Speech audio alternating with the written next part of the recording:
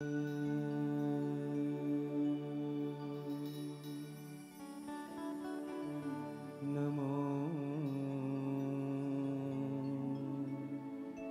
भगवते वासुदेवाय।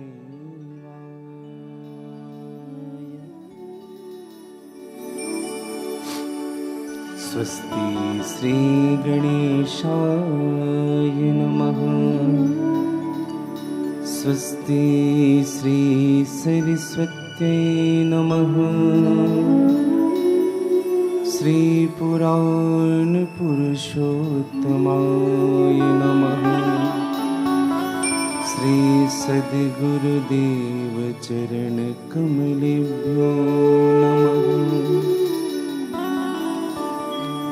वंशे विभूषितकरा नवनीतदाभा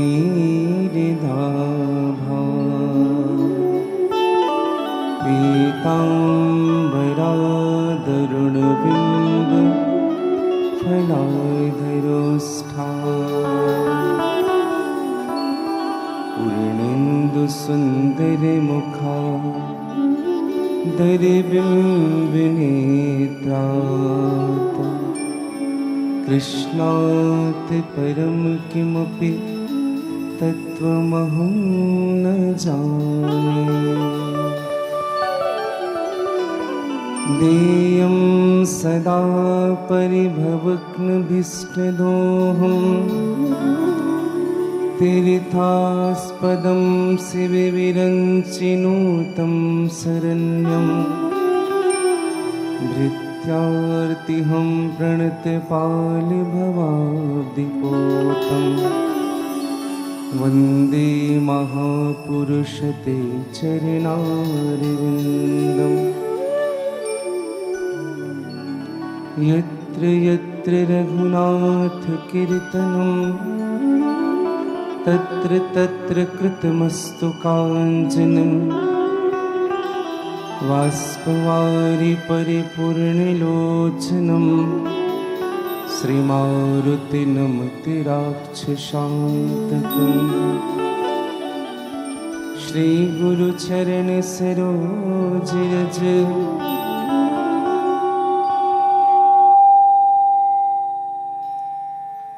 निज मन मुकुर सुधार बरनौ रघुवर बिमल जस जो दायक फल चार।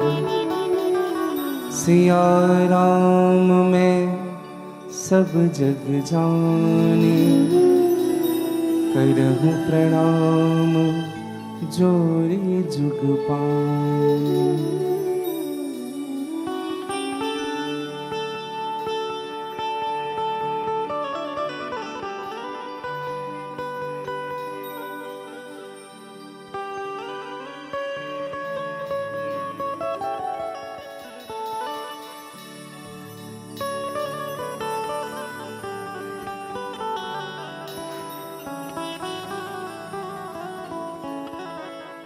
जय जय श्री राधा रमण, जय जय नवल किशोर, जय गोपी चित चोर प्रभु, जय जय माखन चोर।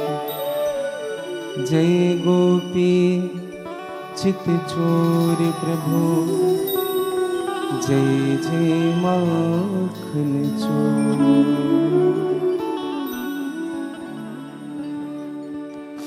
बोले वृंदावन बिहारी लाल की जय। श्री हनुमान जी महाराज की जय। श्रीमद्भागवत महापुराण की जय। सद्गुरुदेव भगवान की जय। आदि शक्ति दंतेश्वरी मैया की जय। हिंदू सनातन धर्म की जय। अपने अपने माता पिता की जय। सब संतन की जय, सब भक्तन की जय। जय जय श्री सीताराम, जय जय श्री राधेश्याम। नमः पार्वती पतये, हरे हरे महादेव।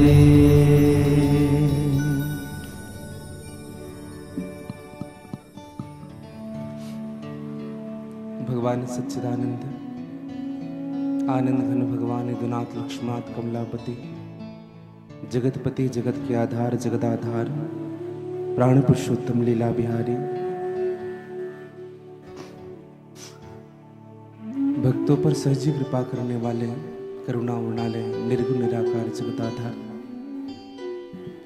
भक्त कल्प वांछा तरु फल प्रदान करने वाले, दैहिक दैविक भौतिक त्रेताप हरण करने वाले, अर्थ धर्म काम मोक्ष चतुर्थ पुरुषार्थ प्रदान करने वाले, मेरे परम आराध्य श्री राधा वल्लभ सरकार की असीम कृपा,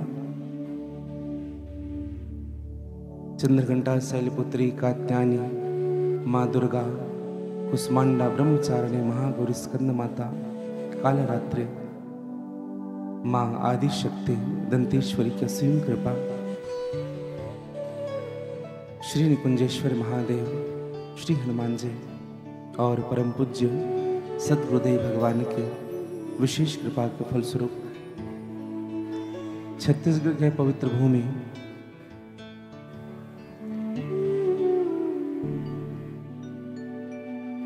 परम पवित्र जगदलपुर नगर में लालबाग मैदान में श्रीमद् भागवत कथा रूपी गंगा का प्रवाह के तृतीय दिवस में मेरे व्यासपीठ आप सबका स्वागत करती है।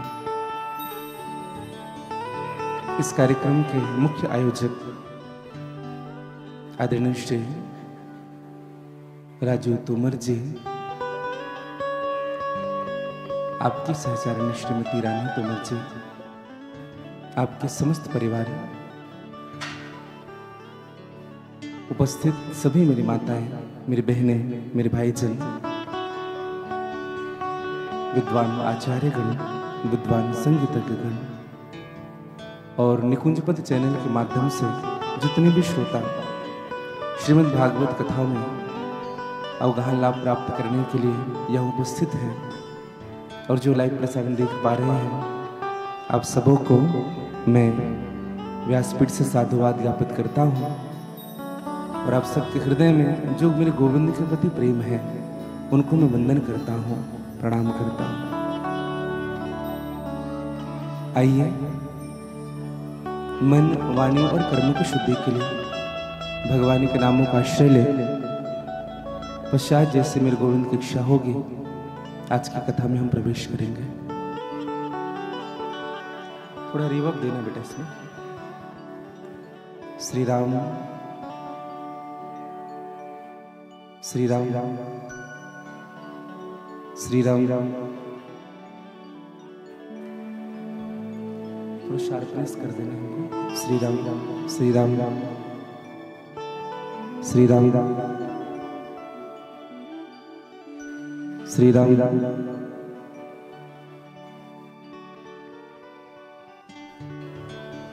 बोली भक्त वत्सल भगवान की जय। एक बार सभी कह लीजिएगा राधे राधे। थोड़ा जोर से कह लेंगे, थोड़ा और जोर से कह लीजिएगा बड़े भाव के साथ।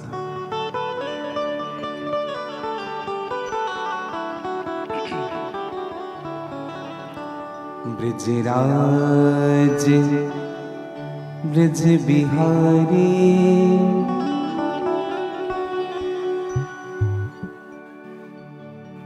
गोपाल बंसीवाले,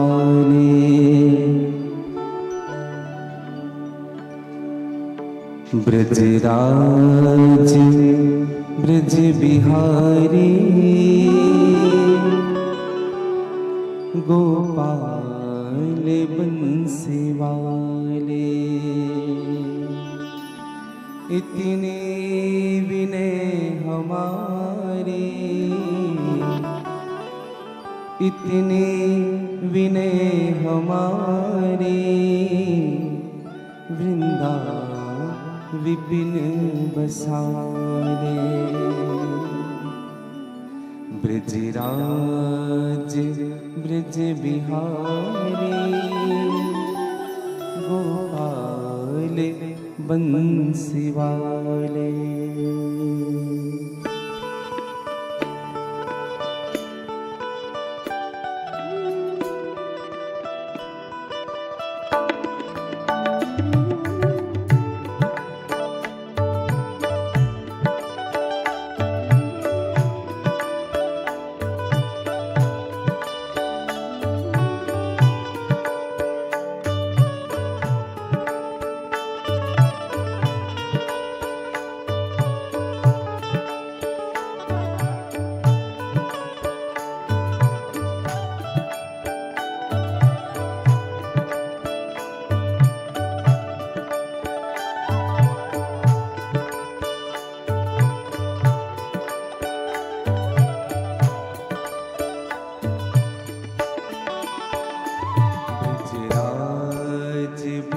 बिहारी गोपाल बंसी वाले।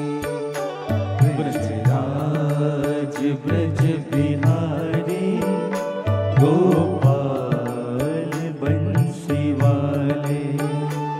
ब्रजराज ब्रज बिहारी गोपाल बंसी वाले। ब्रज बिहारी गोपाल बंसी वाले। इतनी विनय हमारी, इतनी विनय हमारी, इतनी विनय हमारी, इतनी विनय हमारी। वृंदा विपिन बसाले। विपिन बसाले। ब्रजराज ब्रज बिहारी गोपाल बंसी वाले। ब्रजराज ब्रज बिहारी गोपाल बंसी वाले। इतनी विनय हमारी, इतनी विनय हमारी, इतनी विनय हमारी। इतनी विनय हमारी। वृंदा विपिन बसाले।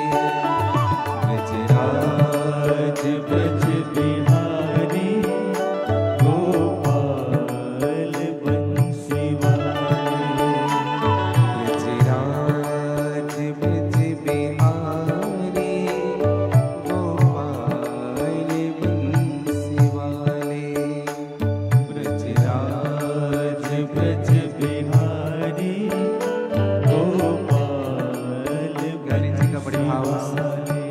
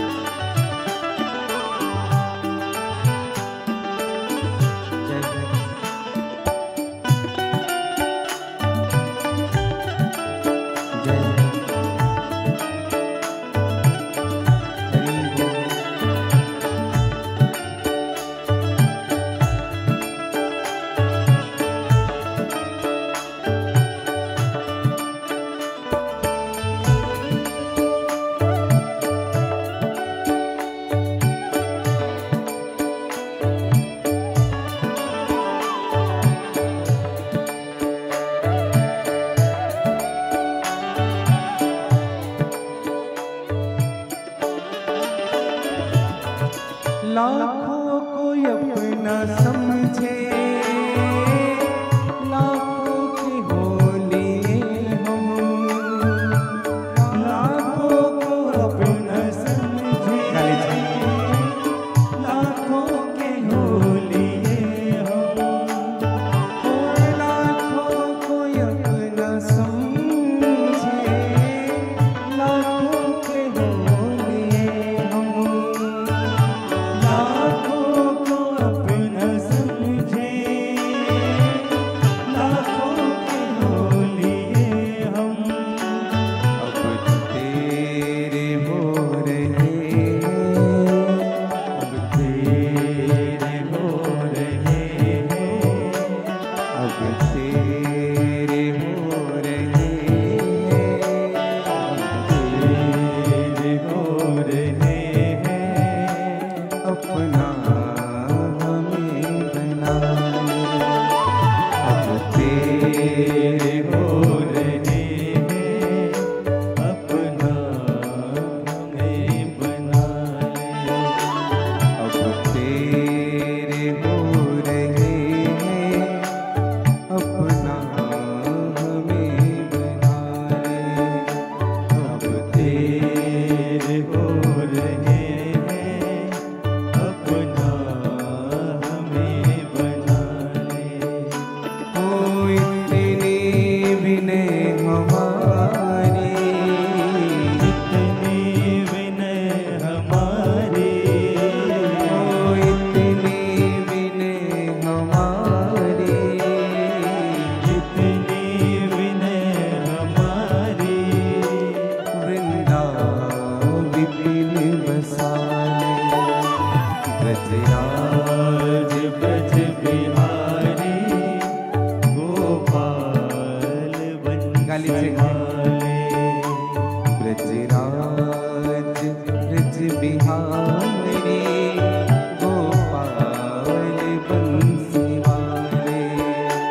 ब्रजराज आज ब्रज बिहारी, गोपाल बंसवाले।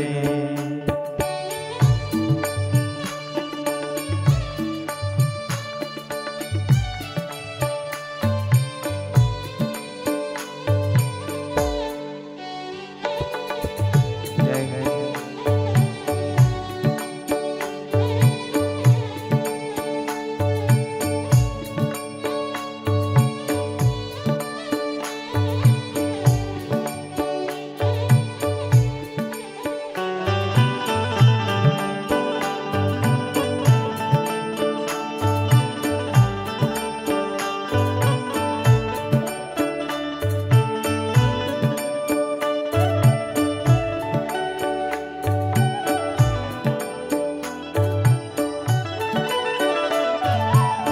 गाली से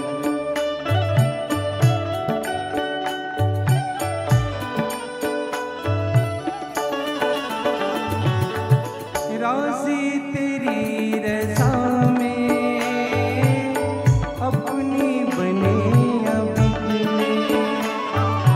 राजी तेरी रजा में, अपनी बने या बिगड़े। राजी तेरी रजा में अपनी बने या बिगड़े।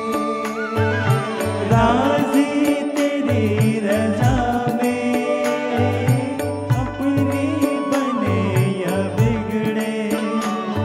नाचेंगे हम तो नटवर, नाचेंगे हम तो नटवर, नाचेंगे हम तो नटवर। नाचेंगे हम तो नटवर। जैसा हमें नचा ले, नाचेंगे हम तो नटवर। जैसा हमें नचाए, नाचेंगे हम तो नटवर, जैसा हमें नचा ले। नाचेंगे हम तो नटवर, जैसा लीजिएगा सभी। ओ इतनी विनय हमारी, इतनी विनय हमारी, ओ इतनी विनय हमारी, इतनी विनय हमारी। वृंदावन बसाले ब्रजराज ब्रज बिहारी, गोपाल बंसीवाले। ब्रजराज ब्रज बिहारी, गोपाल बंसी वाले। ब्रजराज ब्रज बिहारी, गोपाल बंसीवाले। ब्रजराज ब्रज बिहारी, गोपाल। ऐसे तो नहाल में सारे कृष्ण अंदर मस्तिष्क से गाले थे।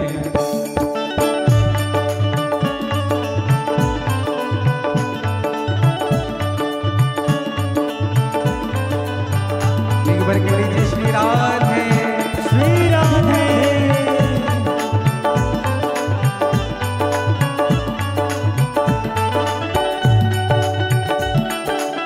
जय जय।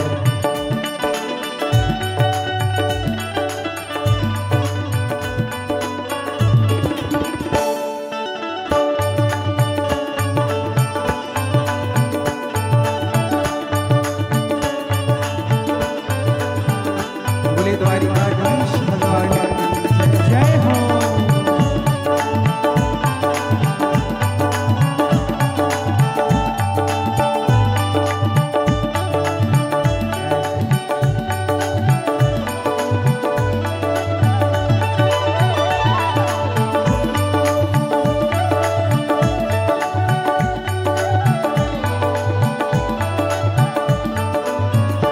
जय जय राधा रमण, जय राधा रमण,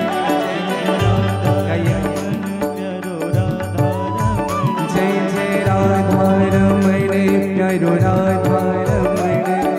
राधा रमण, प्यारो राधा रमण। ओ जय जय राधा रमण, प्यारो राधा रमण। जय जय राधा रमण, प्यारो राधा रमण। जय जय राधा रमण, प्यारो राधा रमण। जय जय राधा रमण, प्यारो राधा रमण। जय जय राधा रमण, प्यारो राधा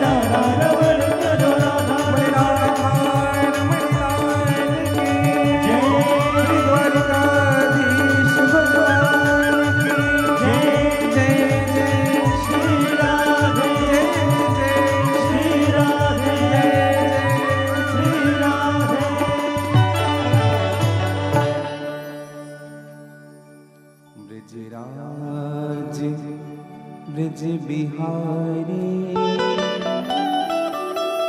गोपाल बंसीवाले ब्रजराज ब्रज बिहारी गोपाल बंसीवाले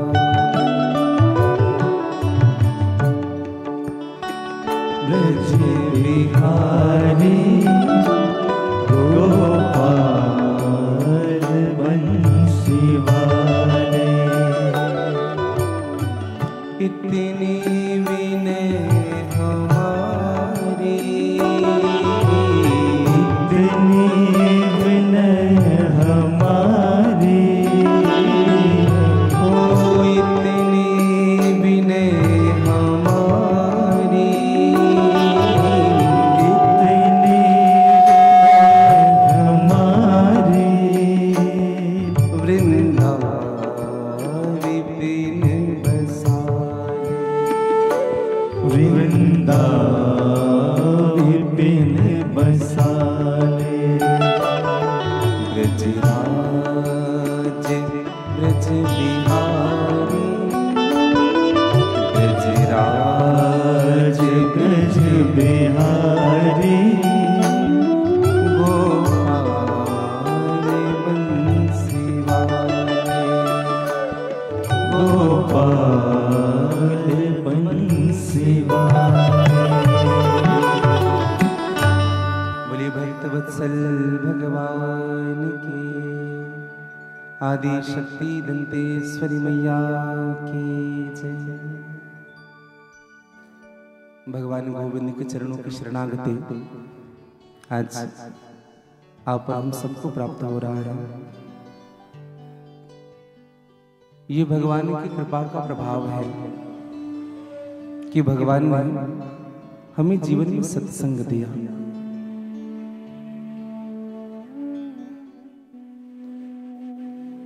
और जीवन में सत्संग कब प्रवेश करता है? जब अटूट निष्ठा, अटूट भक्ति भगवान के चरणों में हो जाती है, तब जाकर के जीवन में सत्संग प्रवेश करता है। फ्लैट कर दो बेटे इसको, एकदम परेशान हो गए। और सत्संग कराने कोई सदगुरु ही आते हैं, समझिएगा। अच्छा विचार करिए, हम यहाँ बैठ करके सत्संग कर रहे हैं कि संत संग कर रहे हैं? अच्छा, सत्संग करने वाले कौन कौन?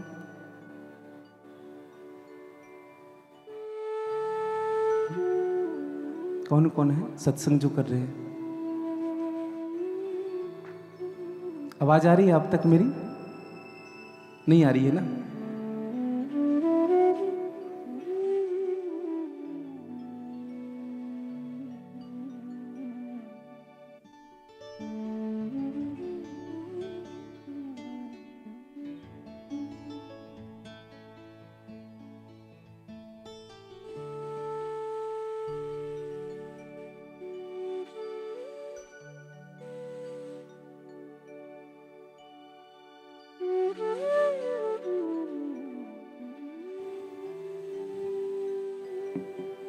श्री राम।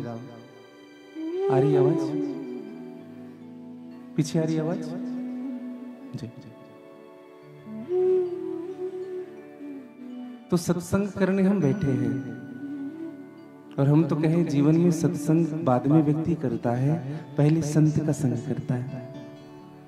संत का संग, और संत के संग के माध्यम से ही सत्संग किया जा सकता है। और सत्संग करने की पद्धति क्या है समझिएगा। सत्संग करने के लिए 3 कार्य आवश्यक है। सबसे पहले मन का शुद्ध होना। मन अगर शुद्ध है तो सत्संग में रुचि अनायास आ जाएगी। मन अगर इधर उधर की बातें सोच रहा है तो सत्संग में प्रवेश उनका नहीं हो पाएगा। पहला है मन का शुद्ध होना। दूसरा है दृष्टि की पवित्रता। हाँ। और तीसरा है आसन की पवित्रता। सत्संग करने के नियम बताएं आपको। अभी राधे निकुंज आश्रम में जब कथा हो रही थी तो परम श्रद्धे जगत गुरु राम स्वरूपाचार्य जी पधारे और उन्होंने एक बड़ी सुंदर बात कही। कहा कि सत्संग हमको करना चाहिए, अधिक मन कथा में लगता है आधार शक्ति में बैठ करके कथा श्रवण करने से। और महर्षि ने कहा कि जो नीचे बैठ पाते हैं वो कृपया नीचे बैठे, क्योंकि हमारे जो शरीर के जो भाग है,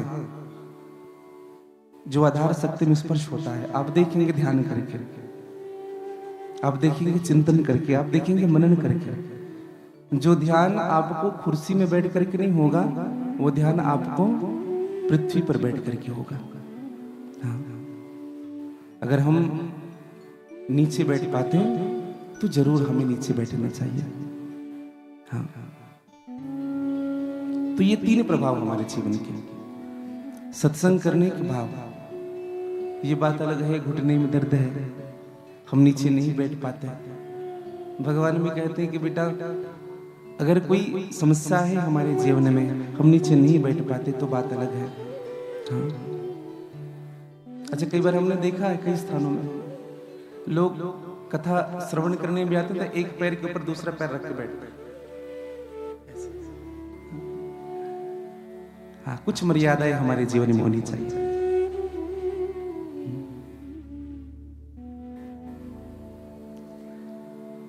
सत्संग करे, भगवान का भजन करे, वही विनीत और विनम्र भाव से। ये आधार शक्ति क्या है? समुद्र वसने देवी पर्वत स्तन मंडिते विष्णु पत्नी नमस्तुभ्यम पाद स्पर्श क्षमस्वमेव। हम इनका वंदन करके बैठते हैं। हाँ। और ये आधार शक्ति हमको चेतना देती है। कौन कौन सी चेतना देती है? अष्टांग योग आधार शक्ति में बैठ के करते हैं। ये 8 जो योग होते हैं वो हमको नियमित चेतना देते रहते हैं। यम, नियम, आसन, प्राणायाम, प्रत्याहार, योग, धारणा और समाधि, ये प्राणायाम है, जिनमें ध्यान भी है, जिनमें आसन भी है, जिनमें धारणा भी है, जिनमें योग भी है और जिनमें समाधि भी है। इन सबकी चेतनाओं का मूल कारण हमारी आधार शक्ति है, सत्संग। और एक विशेष निवेदन करूं मैं आप सबसे। सुखदेव जी महाराज ने जब राजा परीक्षित को कथा सुनाई तो सुखदेव जी महाराज सबसे पहले आए और सबसे पहले पृथ्वी पर बैठे। हाँ, अपना आसन बिछाया और पृथ्वी पर बैठे। फिर राजा परीक्षित ने निवेदन किया कि महाराज आप ऊपर विराजे। और ऊपर विराजे कैसे? हाँ, जैसे आप सब हमें व्यासपीठ पर बैठे देख रहे हैं वैसे विराजे, ऐसे। हाँ। तो ये हमारे जीवन का भाव। सुखदेव जी महाराज ने राजा परीक्षित को कथा सुनाया। अब निवेदन यह भी कहूं कि सुखदेव जी महाराज कौन है? संतों ने बड़ा सुंदर भाव कहा। सुखदेव जी कौन? तत्रा भवत भगवान व्यास पुत्र, तत्रा भवत भगवान व्यास पुत्रो, यद्यच्छिद्दया गामन मानो अनपेक्षः, आलिच्छलिंगो निजलाभ तुष्टो, वृतस्य बालौर अवधूत वेश। कितनी सुंदर उपमा है। सुखदेव जी महाराज कौन है? बोले तत्रा भवत भगवान व्यास पुत्र। पहली दृष्टि सुखदेव जी महाराज कौन है? बोले व्यास के पुत्र के रूप में आए हैं। और दूसरी दृष्टि भगवान स्वयं व्यास पुत्र बन करके आए हैं। तत्रा भवत भगवान व्यास पुत्र। और सुखदेव जी महाराज है कौन? किस रूप में आए? बोले व्यास के पुत्र के रूप में। और है कैसे? बोले आलिक्ष लिंगो। 16 साल के हैं सुखदेव जी। शरीर पर कोई वस्त्र नहीं है सुखदेव जी का, न शरीर पर कोई चिन्ह है। सुखदेव जी को ना कोई ब्राह्मण कह सकते हैं, न क्षत्रिय कह सकते हैं, न वैश्य कह सकते हैं, न शूद्र कह सकते हैं। चारों वर्णों से वर्णातीत है सुखदेव जी महाराज। सुखदेव जी महाराज कौन है? न वह वैष्णव है, न वो ब्रह्मचारी है, न गृहस्थ है, न सन्यासी है, न शैव है, न शाक्त है।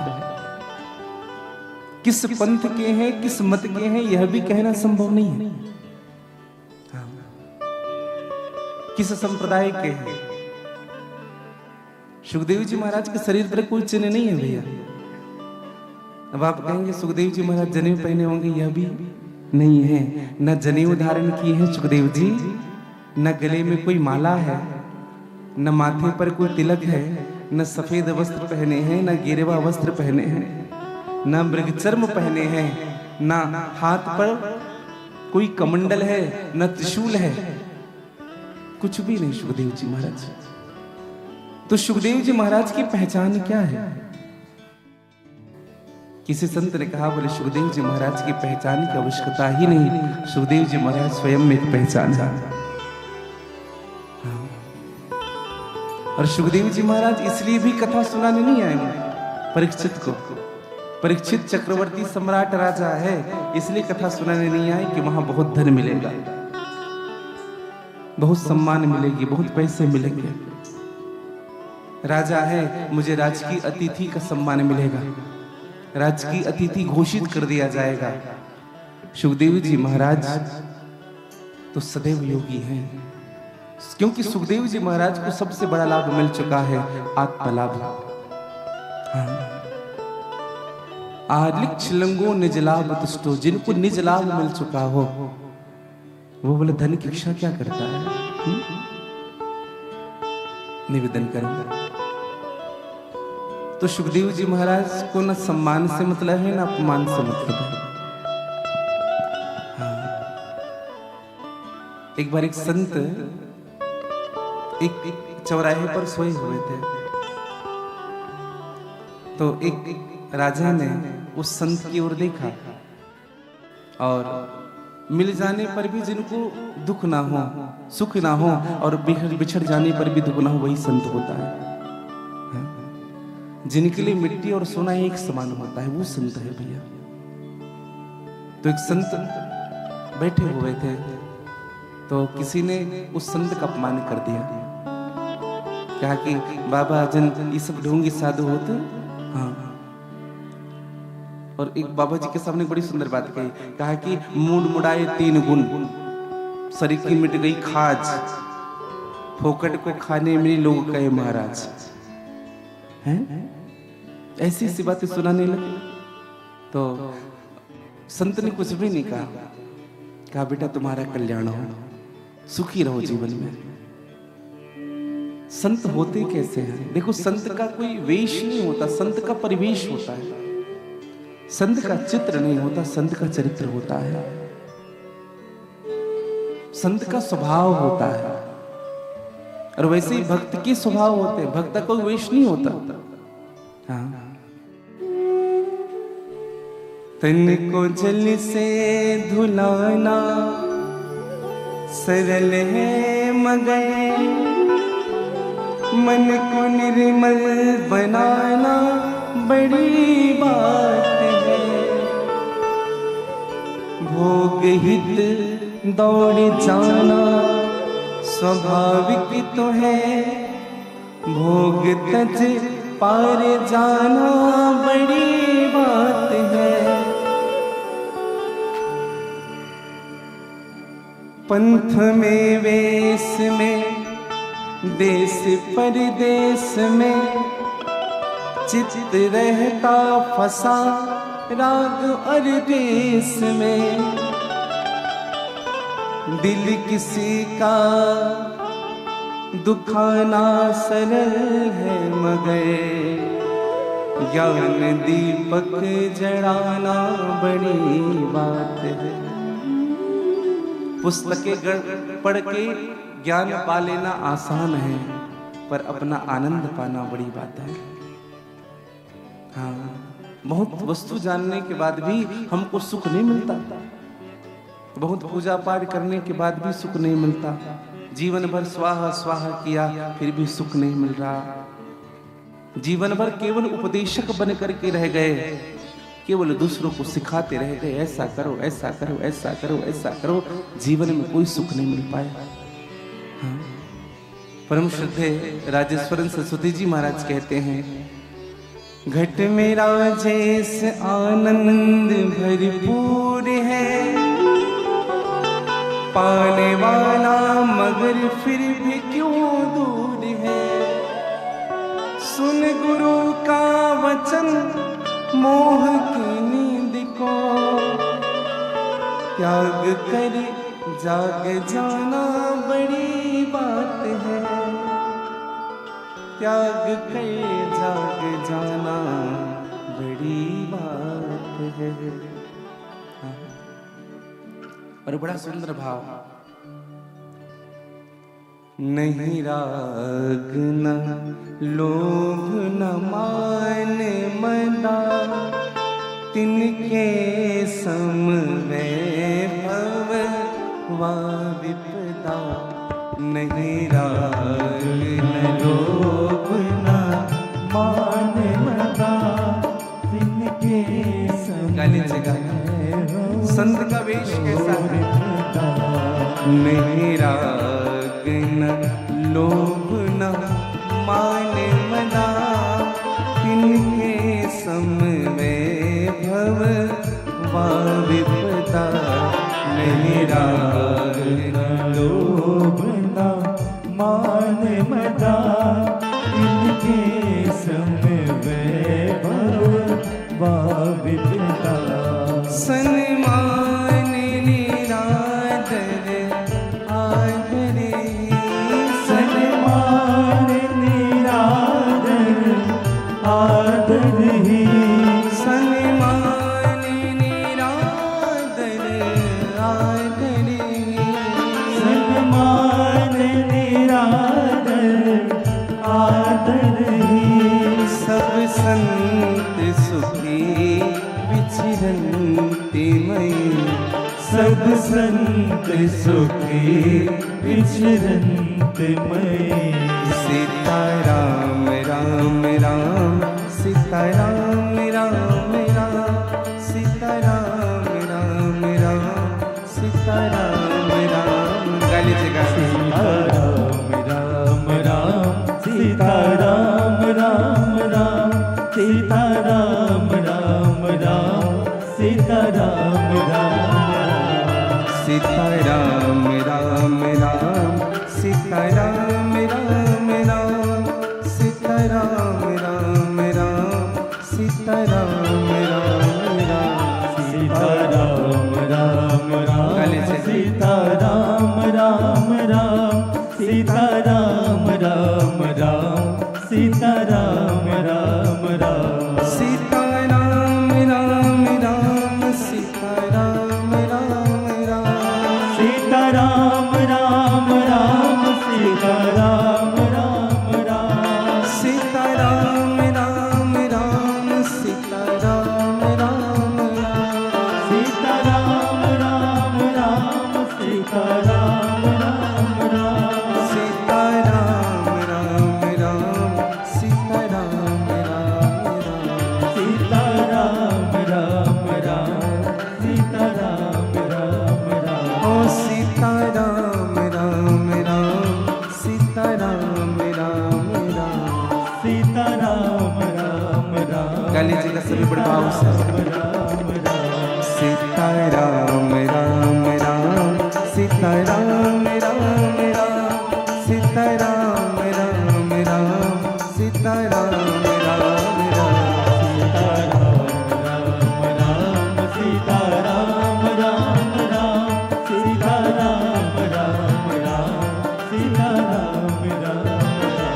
सीता राम राम राम सीता राम राम राम सीता राम राम राम सीता राम राम राम सीता राम राम राम सीता राम राम राम सीता राम राम। एक साथ ताली की सेवा देते बड़े भाव से गा लीजिएगा पीछे वाले भी।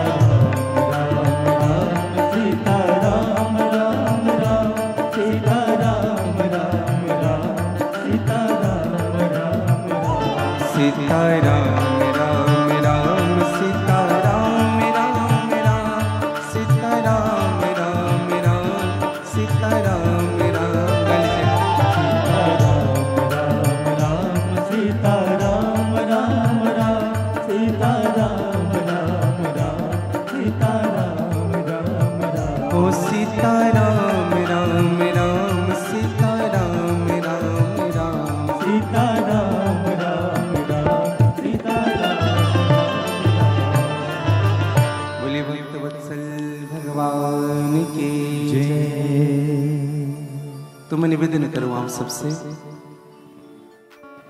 सुखदेव जी महाराज राजा परीक्षित के सन्मुख आए।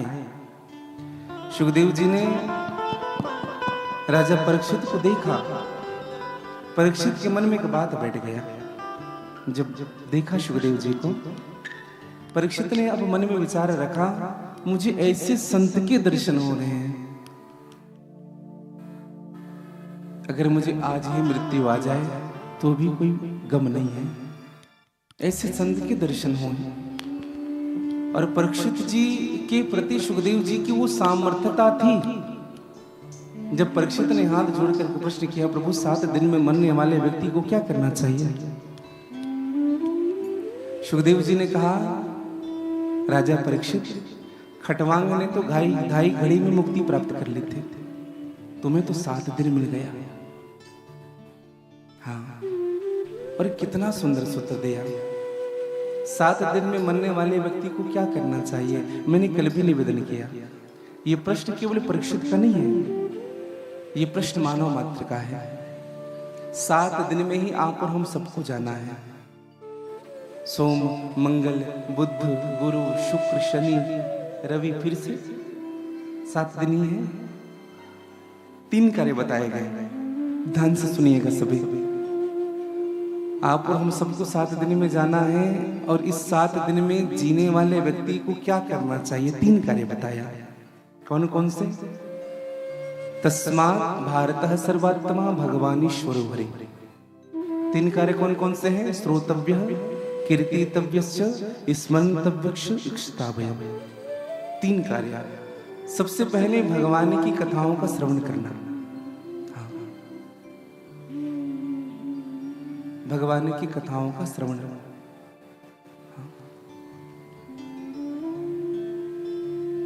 दूसरा, भगवान की कथा श्रवण करके भगवान की कीर्तियों का गान करना। हाँ, कीर्तियों का गाना। और तीसरा, भगवान की कथाओं का श्रवण करिए, भगवान की कीर्तियों का गान करिए। और तीसरा भाव, जब आप कथा श्रवण कर ले, कीर्तियों का गान कर ले, तो भगवान की कथाओं का स्मरण करते रहना चाहिए। हाँ, स्मरण तव्यश्च। और ये 3 कार्य करने वाले को मृत्यु का भय नहीं लगता है। मृत्यु का भय नहीं होता। जो भगवान का कथा का श्रवण करता है, दूसरा भगवान की कथा की कीर्तियों का गान करता है, और तीसरी बात, जो भगवान की कथाओं का स्मरण करता है। पीछे आवाज आ रही है? जिनको स्पष्ट नहीं आ रही है,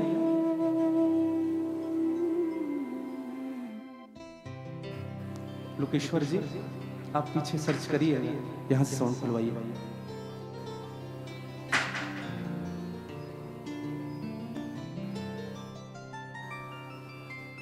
सीताराम।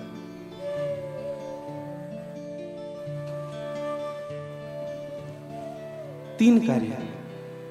तुलसीदास जी महाराज तो यहां तक से कहते हैं, आप जहां हैं वहां रहिए। आपको रोका नहीं गया है कि आप बिजनेस करना छोड़ दे, कि आप अपना घर का काम छोड़ दे, ये रोका नहीं गया है। हाँ, तो जो करना है सो करिए, लेकिन हाँ, अपने मन में भगवान के नामों का स्मरण करते रहिए। एक सुंदर सूत्र दिया गोस्वामी तुलसीदास जी ने, कर से कर्म करो विधि नाना, मन राखो जहां कृपा निधाना। हाँ, कर से जो कार्य करना है वो करते रहिएगा, लेकिन मन को भगवान के चरणों में बसा करके रखे, यही हमारा मूल कार्य होना चाहिए। धर्म के पुजारी धर्म चाहते हैं, कर्म के पुजारी कर्म चाहते हैं, खुशी चाहते हैं न गम चाहते हैं, जो तुम चाहते हो वही हम चाहते हैं। ये है सच्ची भक्ति। कोई धर्मात्मा व्यक्ति के पास बैठे हो ना, खूब भगवान की बात करेगा, हाँ ऐसा करना चाहिए, ऐसा नियम होना चाहिए, ऐसा पूजन करना चाहिए, इतने घंटे उपासना करनी चाहिए। और कोई बिजनेसमैन के सामने बैठे हो तो बिजनेस की बात करेगा, कारोबार कैसी चले, कैसे कैसे अपडेट्स लाए हमारे बिजनेस में, ताकि लोग हमें बुलाए, हमसे जुड़े। तो धर्म के पुजारी धर्म की चर्चा करेंगे, कर्म के पुजारी कर्म की चिंता करेंगे, चर्चा करेंगे। हाँ, लेकिन एक संत ने कहा, प्रभु धर्म के पुजारी को धर्म ही चाहने दो, कर्म के पुजारी को कर्म ही चाहने दो। प्रभु हम तक खुशी चाहते हैं, न गम चाहते हैं, जो तुम चाहते हो वही हम चाहते हैं। प्रभु मेरी चाह कभी पूरी मत करना। हाँ, जो आप चाह रहे हो वो चाह पूरी हो जाए, जो आप सोच रहे हैं, जो आप करना चाहते हैं वो पूरी हो जाए। इसलिए संतों ने कहा भी, जेहि विधिनाथ होय युत मोरा, करहु सुबेगी दास में। जेहि विधिनाथ होय युत मोरा, आप प्रभु वो करिए जिनसे मेरा हित हो, जिनसे मेरा कल्याण हो, आप वही करिए। कभी कभी ना हम अपना दिमाग अधिक लगा देते हैं। हाँ। एक घटना बताएं आपको, सत्य घटना। एक व्यक्ति रास्ते से जा रहा था, तो रास्ते से जा रहा था तो बहुत बड़ा कुम्हड़े के, बड़े बड़े कुम्हड़े के फल को देखा जो जमीन पर रखा हुआ था। तो उस व्यक्ति ने मन में विचार किया, इतने पतले पतले की डगालियां हैं, इतने पतले पतले और फल कितना बड़ा है। और थोड़ी दूर और आगे बढ़ गए तो आम का वृक्ष देख लिया। वह व्यक्ति विचार करने लगे, देखो भगवान के पास इतनी बुद्धि नहीं है, इतना बड़ा आम का वृक्ष, इतना विशाल और छोटे छोटे फल। मैं अगर भगवान होता तो ये जो दिख रहा है ना बड़े कुम्हड़े, उसको यहाँ लगाता। हाँ। और ये पतले जो जितने नार दिख रहे हैं, इसमें इसे फल को ला करके फिट कर देता। इतनी अकल नहीं भगवान के पास। चलो थोड़ा आम खा ले। और जैसे आम खाने के लिए पत्थर मारा, उस आम के वृक्ष में एक आम टूट करके नीचे गिरा, और गिरा कहाँ, सीधे उसके नाक में। हाँ, और जब नाक में गिरा, नाक पकड़ लिया, हे भगवान अच्छा किया, अच्छा किया जो कुम्हड़े को यहाँ नहीं लगाया। अगर वो गिरता तो मेरा क्या होता। तो देखो भगवान जो कुछ करते हैं अच्छा ही करते हैं। हाँ, इस सृष्टि में भगवान ने सृष्टि का निर्माण किया और सबके अनुसार सबकी स्थिति बनाई गई। हाँ, आप देखेंगे हाथ कैसा बनाया, यहां से मुड़ेगा सीधे मुंह में जाएगा, इधर उधर नहीं जाएगा। हाँ, आप देखेंगे ऐसे, ना ऊपर जाता है ना नीचे जाता है, सीधे मुंह में। कान भी ऐसे बनाया गया, कान तो यहां भी लगा सकते थे ना भगवान, ऐसे। नाक भी यहां फिट कर सकते थे, आंख भी इधर उधर लगा सकते थे। लोग ऐसे देखते हैं। भगवान ने सब चीज यथोचित किया। तो हमें कभी भगवान की सृष्टि में संकल्प और विकल्प नहीं करने चाहिए। हाँ, भगवान ने जो किया है अच्छा है। उसी तरह से भगवान ने इस प्रकृति का निर्माण किया, हमारा निर्माण किया। वैसे ही भगवान ने हमारे जीवन का भी निर्माण किया है कि हमारा जीवन कैसा होगा, कब जीवन में सुख आएगा, कब जीवन में दुख आएगा, कब जीवन में लाभ होगी, कब जीवन में हानि होगी, कब जीवन में यश मिलेगा, कब जीवन में अपयश मिलेगा। कभी कभी जीवन में ना हम यश कमाने लगते हैं और इतने यश कमाते हैं, इतने यश कमाते हैं कि भूल जाते हैं भगवान को। तो भगवान ने थोड़ा सा थपेड़ा देते हैं, फिर बीच में ऐसा अपयश लगाते हैं कि फिर से भगवान ऐसा नहीं होना चाहिए, बचा ले प्रभु, कुछ तो करो। फिर से भगवान से लग जाता है। आशा क्या है, जो कुछ कर रहे हैं ठाकुर सही कर रहे हैं हमारे लिए। इसलिए तो स्पष्ट कहा गोस्वामी तुलसीदास जी ने, और मैं तो सदैव कहता हूं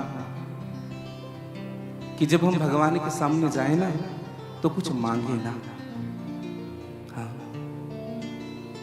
हमारा स्वभाव मांगने का है, हम ना मांगे। एक चौपाई याद कर लीजिएगा, जब भी भगवान के सामने जाए हाथ जोड़ करके चौपाई कहना, प्रभु जेहि विधिनाथ होय हित मोरा,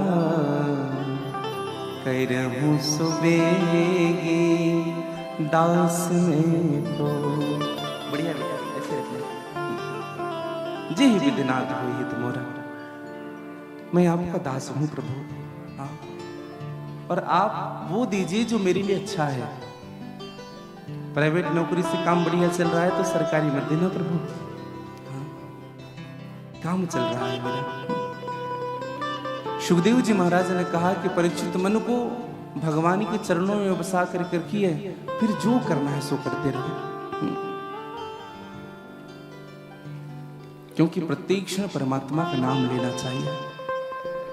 क्योंकि सर्वांग सृष्टि का निर्माण भगवान ने ही किया है, और भगवान नारायण ने ही ब्रह्मा जी को श्रीमद् भागवत की कथा सुनाई।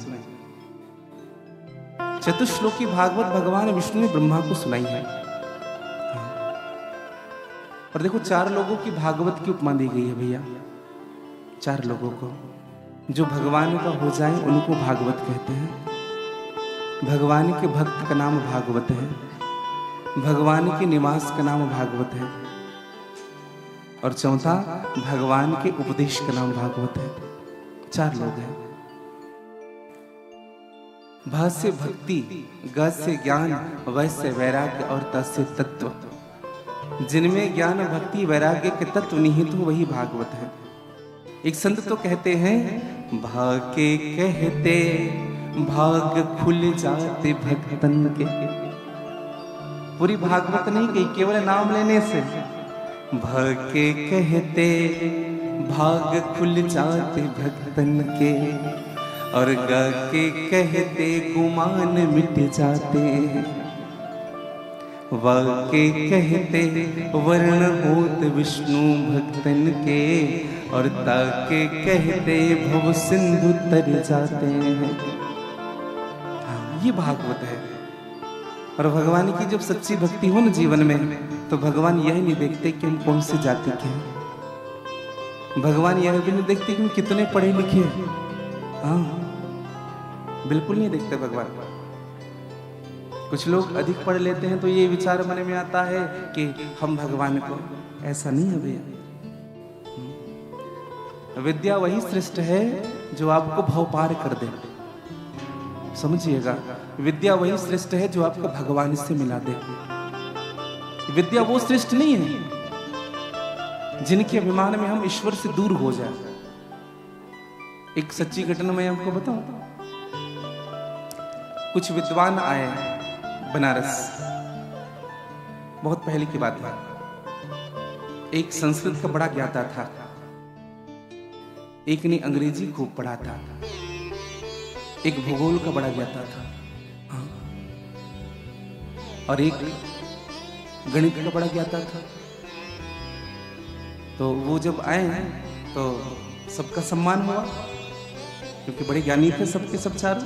संस्कृत का एक ज्ञानी था, एक अंग्रेजी का था, एक भूगोल का था, और एक गणित का था।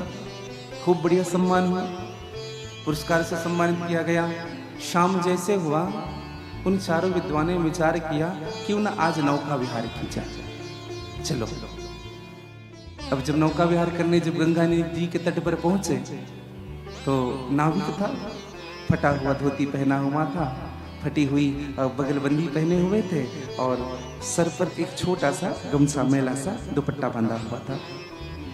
चारों विद्वान आए और चारों ने कहा, क्यों नाव हमें बिठाओगे, नौका विहार कराओगे? उसने कहा कि हाँ बाबूजी, हाँ, हम तो इसीलिए बैठे हैं यहाँ पर। हाँ, जानते हो हम कौन है? भूगोल वाले ने कहा, हाँ हम भूगोल के बड़े ज्ञाता हैं। उसने कहा, हम गणित के ज्ञाता हैं। अपना अपना परिचय दे रहे हैं। हम अंग्रेजी के ज्ञाता हैं। किसी ने कहा, हम संस्कृत के बड़े विद्वान हैं। हाँ, कहा हाँ हाँ बाबूजी आओ बैठो। सबके लिए बढ़िया आसन लगाया गया और सब नाव पर बैठे और नाव चलनी प्रारंभ हुई। तो उन लोग पूछते थे, अच्छा एक बात बताऊं, थोड़ी बहुत जो श्लोक जान जाता है या चौपाई जान जाते हैं या थोड़ी बहुत ज्ञान जिनको हो जाता है ना, उन लोग बोलने से चूकते नहीं कहीं। जरूर बोलेंगे। या थोड़ी बहुत नियम नियम अगर किसी को पता हो जाए ना तो चार के सामने किसी को टोकेंगे, अरे ऐसा नहीं, ऐसा है, ऐसा करो। हाँ, अकेले में नहीं बोलेंगे, चार के सामने। कोई व्यक्ति अगर आपका भला चाहता है ना भैया, तो आपको चार के सामने आपकी कमियां नहीं गिनाएगा वो। अगर कोई सच्चा व्यक्ति है, आपका मित्र है, आपका सखा है, आपसे वास्तव में प्रेम करने वाला है, तो चार के बीच नहीं कहेगा, वह आपको अकेले में समझाएगा। हाँ। तो चारों के चारों नौका विहार करना प्रारंभ किए और नौका चल रही है। और जब नौका चलने लगी तो फिर सभी विद्वान, एक विद्वान ने उस मल्लाह से कहा, नाविक से कहा, एक बात बताओ नाविक, तुम्हें अंग्रेजी आता है बोलना? टेंस जानते हो, क्लाउज जानते हो, नरेशन जानते हो? उसने कहा महाराज ये सब क्या होता है, हम तो कुछ नहीं जानते।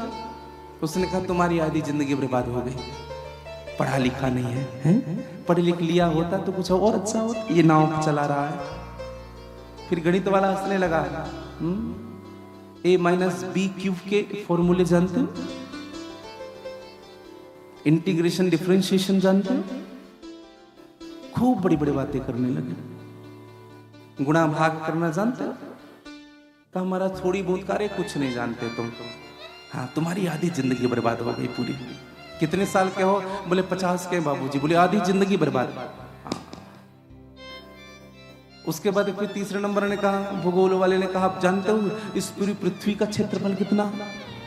उसने कहा बाबूजी हम तो गांव से बाहर गई नहीं, पृथ्वी के बारे में क्या बताए? कहा सच कह रहा हूं, इनकी आधी जिंदगी बर्बाद हो गई। और वैसा ही अन्यों ने भी कह दिया। और जब ये चर्चा हो ही रही थी कि नाव धीरे धीरे धीरे धीरे गया और एक भंवर में फंस गया नाव। हाँ, और नाव गोल गोल गोल गोल घूमने लगा। नाविक से पूछा ये क्या हो रहा है? बोले बाबूजी अब नाव डूब जाएगा, अब नाव डूब जाएगा, अब हम भी कुछ नहीं कर पाएंगे, बस आप लोग से एक विनय है। बोले क्या तैरना जानते हो? तैरना? तो उन विद्वानों ने कहा हम तो तैरना नहीं जानते, जीवन भर घर में नहाए हैं, तैरना नहीं जानते। उस नाविक ने कहा मेरी तो वादी, अब तो तुम्हारी पूरी जिंदगी बर्बाद हो गई, अब डूबो और मरो। कहने का आशय बस यही है भैया कि विद्या वही श्रेष्ठ है जो हमको भव पार कर दे। विद्या वही श्रेष्ठ है जो हमको भगवान से जोड़ दे। बहुत पढ़ लिख कर भी अगर हमारे जीवन में विनम्रता नहीं आ पाई, बहुत पढ़ लिख कर भी, बहुत बड़े होकर भी अगर हमारे जीवन में शिष्टाचार नहीं आ पाई, तो ऐसा पढ़ना लिखना कोई काम का नहीं। बच्चे को बोलने में 1 साल लग जाते हैं, लेकिन क्या बोलना है ये सीखने में 50 साल भी लग जाते हैं। कब, कहाँ और क्या बोलना है, कब किससे और क्या व्यवहार करना है, यह संतों से ही सीखने के लिए मिलेगा, ये सत्संग में ही मिलेगा। हाँ, तो मैं निवेदन कर रहा था, भगवान यह नहीं देखते कि हम कितने पढ़े लिखे हैं। अच्छा, एक और दृष्टि निवेदन करूं, भगवान यह भी नहीं देखते कि हम कौन सी जाति के हैं। कभी कभी हमको अपने वर्ण का अभिमान हो जाता है। कौन है? हम ब्राह्मण हैं। हाँ, और हमारे जितने सनातनी बटे हैं ना, इसी जाति में बटे हैं। हाँ, कोई अपने आप को ब्राह्मण कहता है, कोई अपने आप को यादव कहता है, कोई अपने आप को सेठ कहता है, कोई अग्रवाल है, कोई बनिया है, इसी में बट गए। हाँ, अगर हम आज भी बटे रहे ना भैया, तो कोई हमको जोड़ने वाला नहीं आएगा। हम अपने में बटे हैं। हाँ, कुछ लोग इसलिए किसी से जुड़ते हैं क्योंकि वो उसी के समाज के हैं। निवेदन करूं मैं आप सबसे, कुछ हम सनातनी जो हमारे हिंदू भाई हैं, कुछ ऐसे परिवार को जिनको हम कहते हैं ये गैर हिंदू है। हाँ, क्या कहते हैं? गैर हिंदू। हमें आज तक समझ नहीं आया कि गैर हिंदू किसे कहते हैं।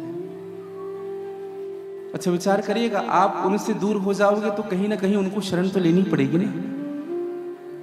फिर धर्मांतरण की बवारी चल रही है, जातिगत परिवर्तन किया जा रहा है, दूसरे धर्म को स्वीकार कर रहे हैं, तब हमको दुख लगता है, अरे हमारा भाई दूसरी जाति को स्वीकार, ये गलती हमारी है। हाँ, हमने उनको कभी स्वीकार नहीं किया, हम उनके घर जाना पसंद नहीं करते, हम उनको घर में बुलाना पसंद नहीं करते, उनके घर बैठ करके खाना पसंद नहीं करते, उनको अपने घर में खिलाना पसंद नहीं कर रहे हैं। कहीं ना कहीं तो आश्रय चाहिए। एक निवेदन करूं आप सबसे, प्रत्येक व्यक्ति का सेल्फ रिस्पेक्ट होता है, हर व्यक्ति का, चाहे वो रिक्शा चलाने वाला ही क्यों ना हो, चाहे वो रोड पर बैठा जूता पॉलिश करने वाला ही क्यों ना हो, सब व्यक्ति का सेल्फ रिस्पेक्ट होता है। अगर आप उनके सेल्फ रिस्पेक्ट को अगर आप कहीं आहत पहुंचाओगे तो वो व्यक्ति आपका सम्मान नहीं करेगा कभी, समझिएगा। भगवान ने अगर हमको धन दिया है, भगवान ने हमको अगर संपत्ति दी है, भगवान ने हमको अगर ऊंचा पद दिया है, तो उन लोगों को पूछो जिनको कोई नहीं पूछता है, उनको भोजन कराओ जिन्होंने पेट भर भोजन नहीं किया है। हाँ, हम ना उन्हीं को बुलाते हैं अपने घर में जिनको भूख नहीं होता। कोई बड़ा आदमी आ जाए ना घर में, उन्हीं को बुलाएंगे, बढ़िया डाइनिंग टेबल में ड्राई फ्रूट सजा करके रखेंगे, फल काट करके रखेंगे, चाय लेंगे कि कॉफी लेंगे, उस व्यक्ति को खिलाते हैं जो घर के बाहर निकलते ही 10 कमियां निकालता है हमारी। यहाँ ऐसा होना था, यहाँ ऐसा होना था, ऐसा करना था, ऐसा करना था। मेरे भाई बहन, उनको पूछिएगा जीवन में जिनको अगर आपने एक पूड़ी का भी दान किया है, एक पूड़ी भी खिलाया है, या पेट भर किसी दिन भोजन करा दिया ना, सत्य कहता हूं वो आदमी आपके साथ लग जाएगा।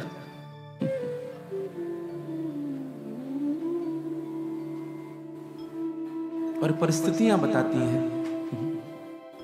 एक बड़ी सुंदर बात कही हमारे संत ने, वो कहते थे कि समय आने पर पता चलता है, क्या पता चलता है? कि अपनों में छिपे गैर और गैरों में छिपे अपने कौन हैं। समय आने पर पता चलता है कि अपनों में छिपे गैर और गैरों में छिपे अपने कौन हैं। ये समय बताता है भैया। सुखदेव जी महाराज कहने लगे कि परीक्षित, भगवान यह नहीं देखते कि हम कौन सी जाति के हैं। भगवान विदुर के यहां जाकर के केले के छिलके को स्वीकार करते हैं। का जाति विदुर से यादव पते। विदुर कौन सी जाति का था? भगवान जिनके यहां केले के छिलके स्वीकार करते हैं। पर मैं निवेदन करूं भैया, जो संत होते हैं ना, वो भगवान के चरणों में ही रहना चाहता है। हाँ, संत का भाव ही यही होता है कि मुझे ब्रज की धूल बना दो, मुझे संतों के चरणों की धूल बना दो, मुझे गोविंद के चरणों की धूल बना दो। और तभी भगवान स्वीकार करते हैं। अगर हमने अपने आप को मिटा करके भगवान के चरण रज स्वीकार कर लिए तो पक्की बात समझिएगा, भगवान हमको अपने से दूर नहीं करेंगे कभी। आपने एक भाव सुना भी होगा, ये भक्त की वाणी है। हो मोहे ब्रज की धूल बना दे, लाडली श्री राधे, लाडली श्री राधे, लाडली श्री राधे। हो मोहे ब्रज की धूल बना दे, लाडली श्री राधे। गले जगह बड़े भाव से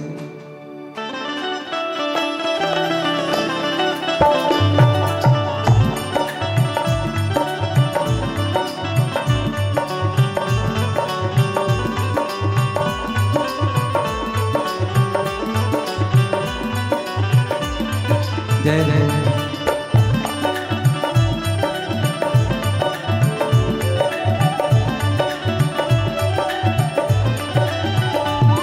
मोहे ब्रज की धूल बना दे लाडली श्री राधे। मोहे ब्रज की धूल बना दे लाडली श्री राधे। मोहे ब्रज की धूल बना दे लाडली श्री राधे। ब्रज की धूल बना दे लाडली श्री राधे। लाडली श्री राधे लाडली श्री राधे। लाडली श्री राधे लाडली श्री राधे। लाडली श्री राधे लाडली श्री राधे। लाडली श्री राधे लाडली श्री राधे।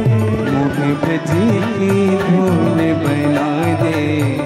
मोहे ब्रज की धूल बना दे लाडली श्री राधे। मोहे ब्रज की धूल बना लाडली श्री राधे। मोहे ब्रज की धूल बना दे लाडली श्री राधे।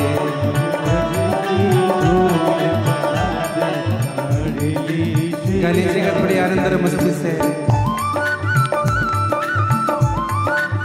जय हो।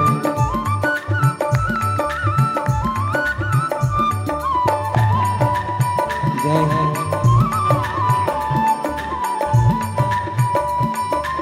एक बार कह लीजिए श्री राधे श्री राधे।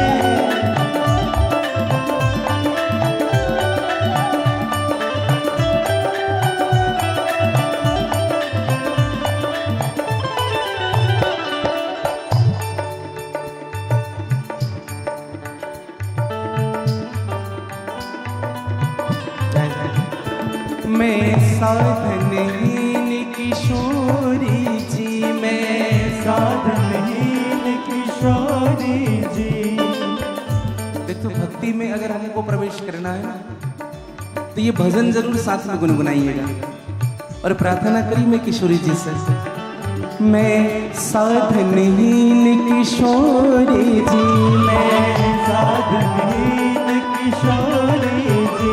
मैं साधनहीन किशोरी जी, मैं साधनहीन किशोरी जी। दीनन में दीन किशोरी जी, दीनन में दीन किशोरी जी। ओ दीनन में दीन किशोरी जी, दीन किशोरी जी। ओ दीनन में दीन किशोरी जी। दीनन में दीन किशोरी जी। मेरे सोए भाग जगा दे, मेरे सोए भाग जगा दे लाडली श्री राधे। मेरे सोए भाग जगा दे, मेरे सोए भाग जगा दे लाडली श्री राधे। सोए भाग जगा दे लाडली श्री राधे। ओ मोहे ब्रज की धूल बना दे लाडली श्री राधे। मोहे ब्रज की धूल बना दे लाडली श्री। गाली हरी का थोड़ी आनंद और मस्ती से। जय हो। बोलिए बरसाने वाली की जय हो।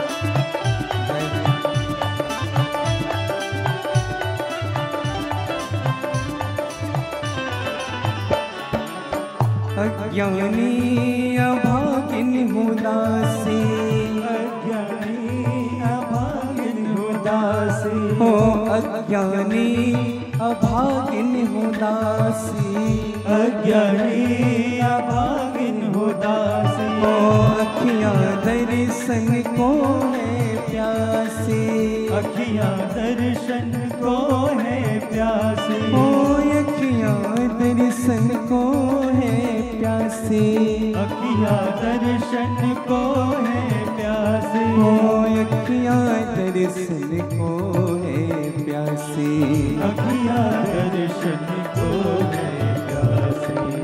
ओ मेरे नैनों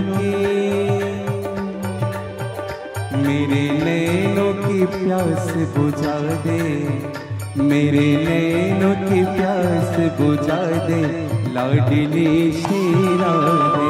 मेरे नैनों की प्यास बुझा दे, लाडली श्री राधे। ओ मेरे नैनों की प्यास बुझा दे, लाडली श्री राधे। मेरे नैनों की प्यास बुझा दे, लाडली श्री राधे। ओ मोहे ब्रज की धूल बना दे, लाडली श्री राधे। ब्रज की धूल बना दे, लाडली श्री राधे।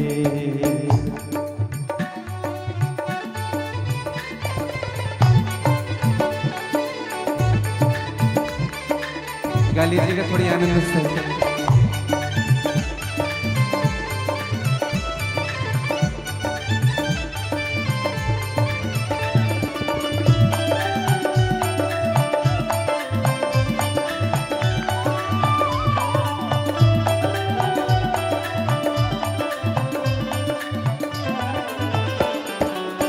जैसा भी हूँ तुम्हारा हूँ मैं, जैसा भी हूँ तुम्हारा हूँ मैं।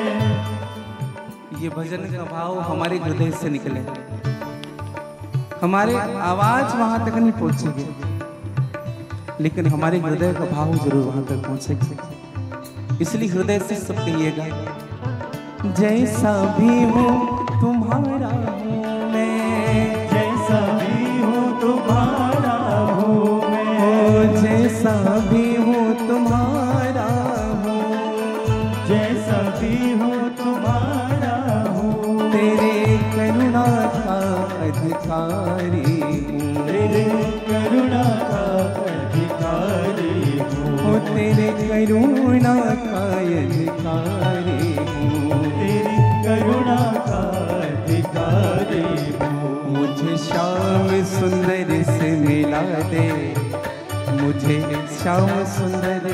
कौन कौन मिलना चाहता है? सीधे हाथ पसारी। और मिलना तो ऐसे नहीं मिलेंगे, ऐसे नहीं मिलेंगे, थोड़ी आनंद के साथ। मुझे श्याम सुंदर से मिला दे, मुझे श्याम सुंदर से मिला दे, लाडली श्री राधे। मुझे श्याम सुंदर से मिला दे, लाडली श्री राधे। मुझे श्याम सुंदर से मिला दे, लाडली श्री राधे। श्याम सुंदर से मिला दे, लाडली श्री राधे। मोहे ब्रज की धूल बना दे, लाडली श्री राधे। मोहे ब्रज की धूल बना दे, गाली जी का थोड़ी आनंद मस्ती से झूमते हुए। जय हो।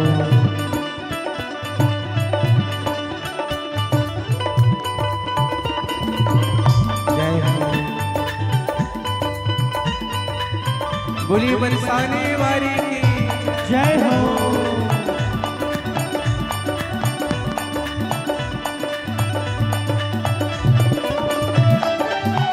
जय हो।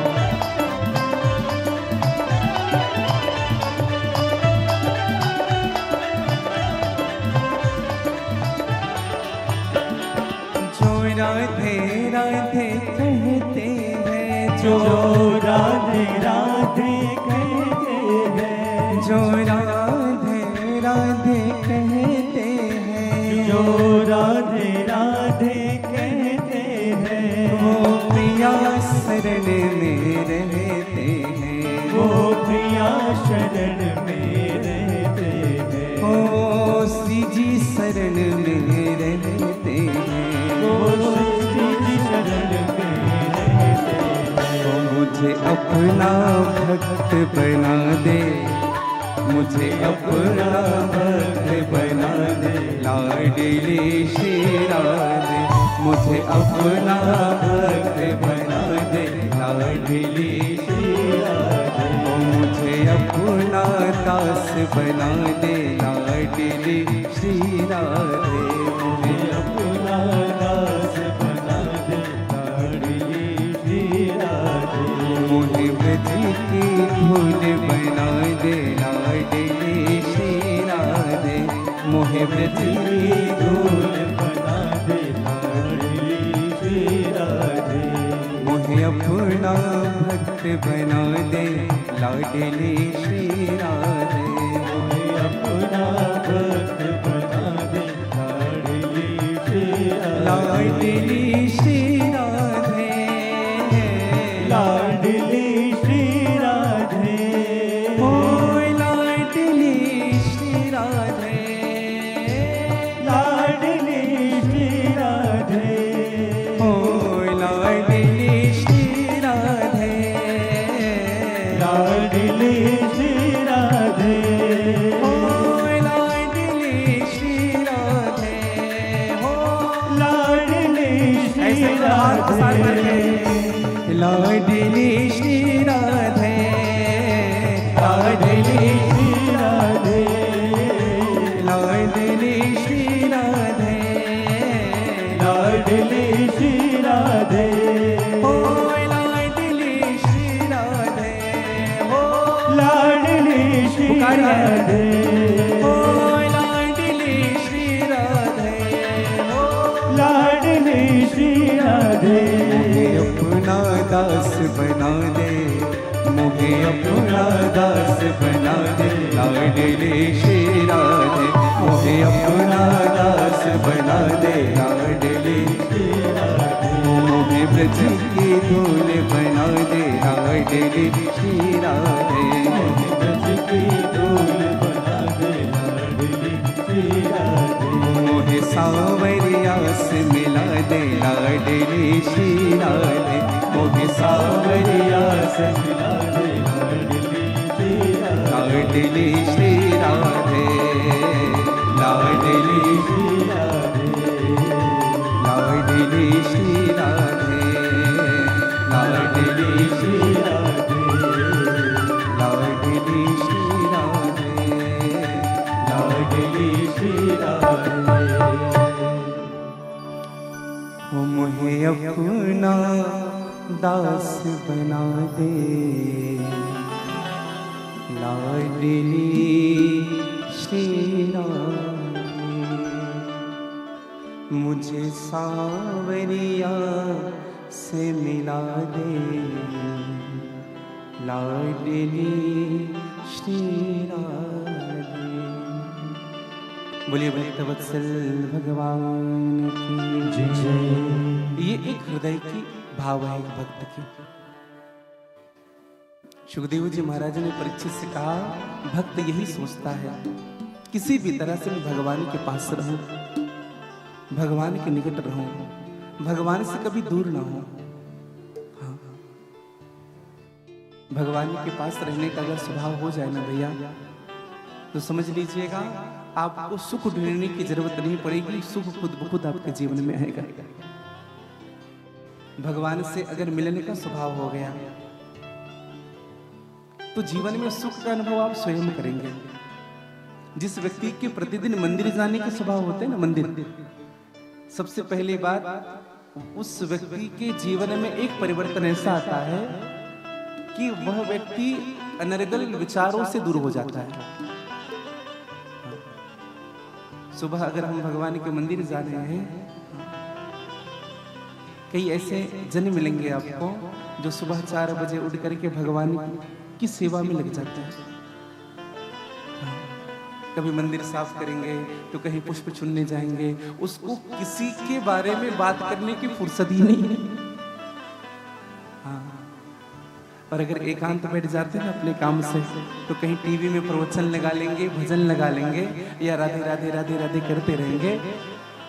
न उनको अकेलापन कभी महसूस होगा, न उनको किसी की आवश्यकता पड़ती है, क्योंकि गोविंद उनके साथ है, उनका चिंतन उनके साथ है। समझिएगा, जो व्यक्ति जितना खाली रहता है ना, उतना ही अनर्गल विचारों को मन में लाता है। हमारे दादाजी कहते थे, खाली दिमाग शैतान का। खाली कोई बैठा रहता है ना, जिनके पास कुछ काम नहीं है। हाँ। अच्छा, कई लोग ना बिना कारण के मोबाइल यूज करते रहते हैं, न किसी का फोन आ रहा है, ना कुछ नहीं, बस चेक करते रहते हैं। आशाएं बहुत हो जाती हैं, आशाएं। एक बच्चे का जन्मदिन था, हम सत्य घटना बताएं आपको, तो वो इस बात से दुखी था कि उसने अपने एक मित्र का जन्मदिन में स्टेटस रखा और उसने नहीं रखा। जब इनका जन्मदिन आया तो उसने नहीं रखा। उसी चीज को सोच सोच कर देख। हाँ। अच्छा, लोगों का जब जन्मदिन होता है ना भैया, हमारा था इसलिए नहीं कह रहे।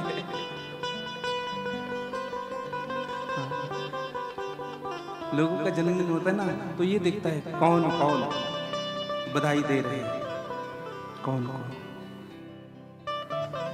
और एक विशेष बात मैं आप सबसे कहूं, जिस व्यक्ति से साल भर से आपकी कनेक्टिविटी नहीं है, आप कभी उनसे नहीं मिले, ना उनसे कभी बात हुई, ना कभी कोई मैसेज आया, लेकिन वह व्यक्ति जन्मदिन के दिन जब याद करता है, जब फोन करता है, तो बड़ी खुशी होती है। और जो प्रतिदिन good morning, good afternoon, good बड़ी बड़ी बातें करते हैं, उनका कोई मैसेज नहीं आया। जो ये कहते थे कि हम बहुत, आप बड़ी बड़ी बातें,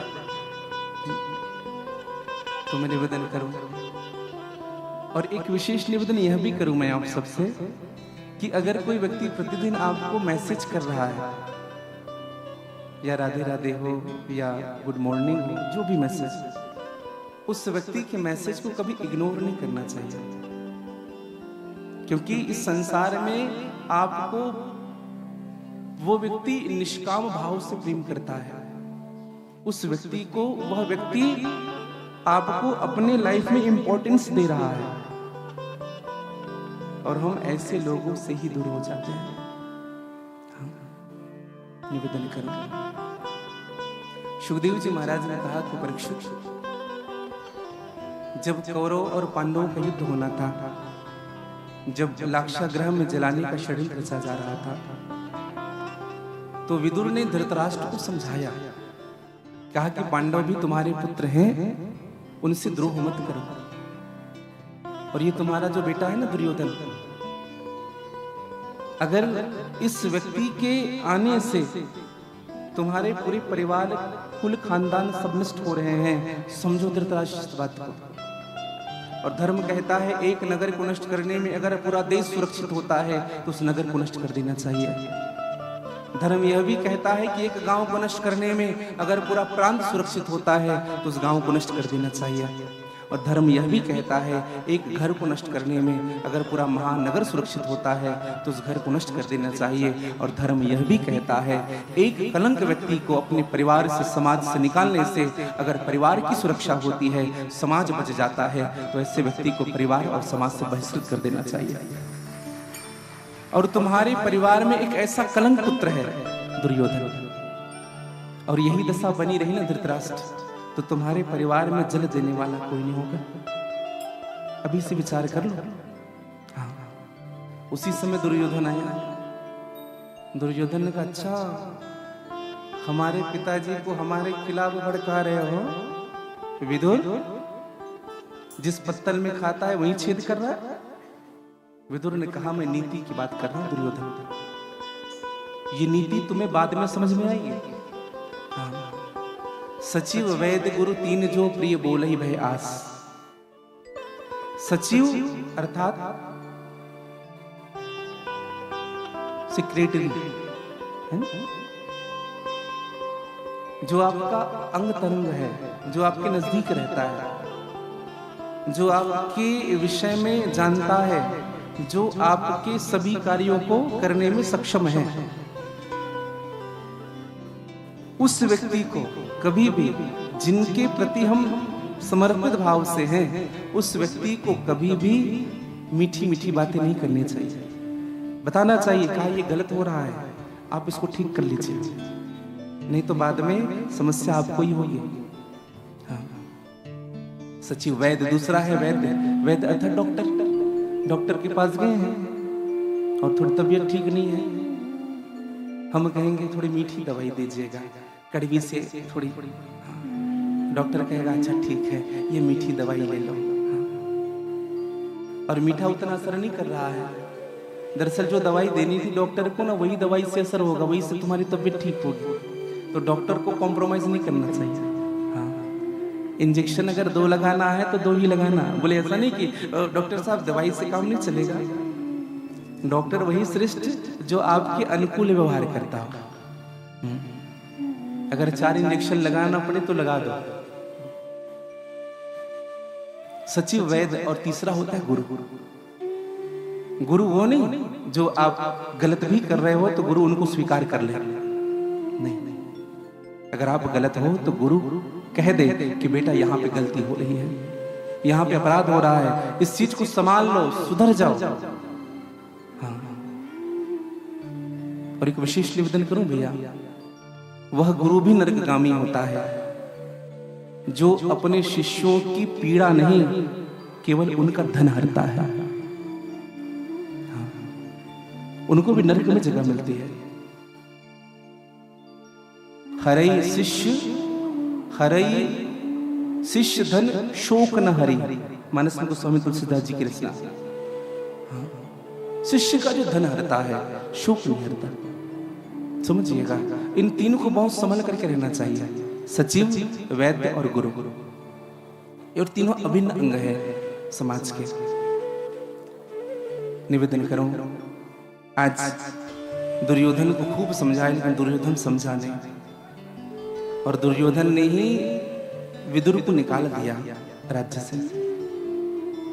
और जब निकाला गया, विदुर ने पहले ही निर्णय ले लिया था कि विदुर, जहां सम्मान नहीं होता है श्रेष्ठों का, वहां रहना भी नहीं चाहिए।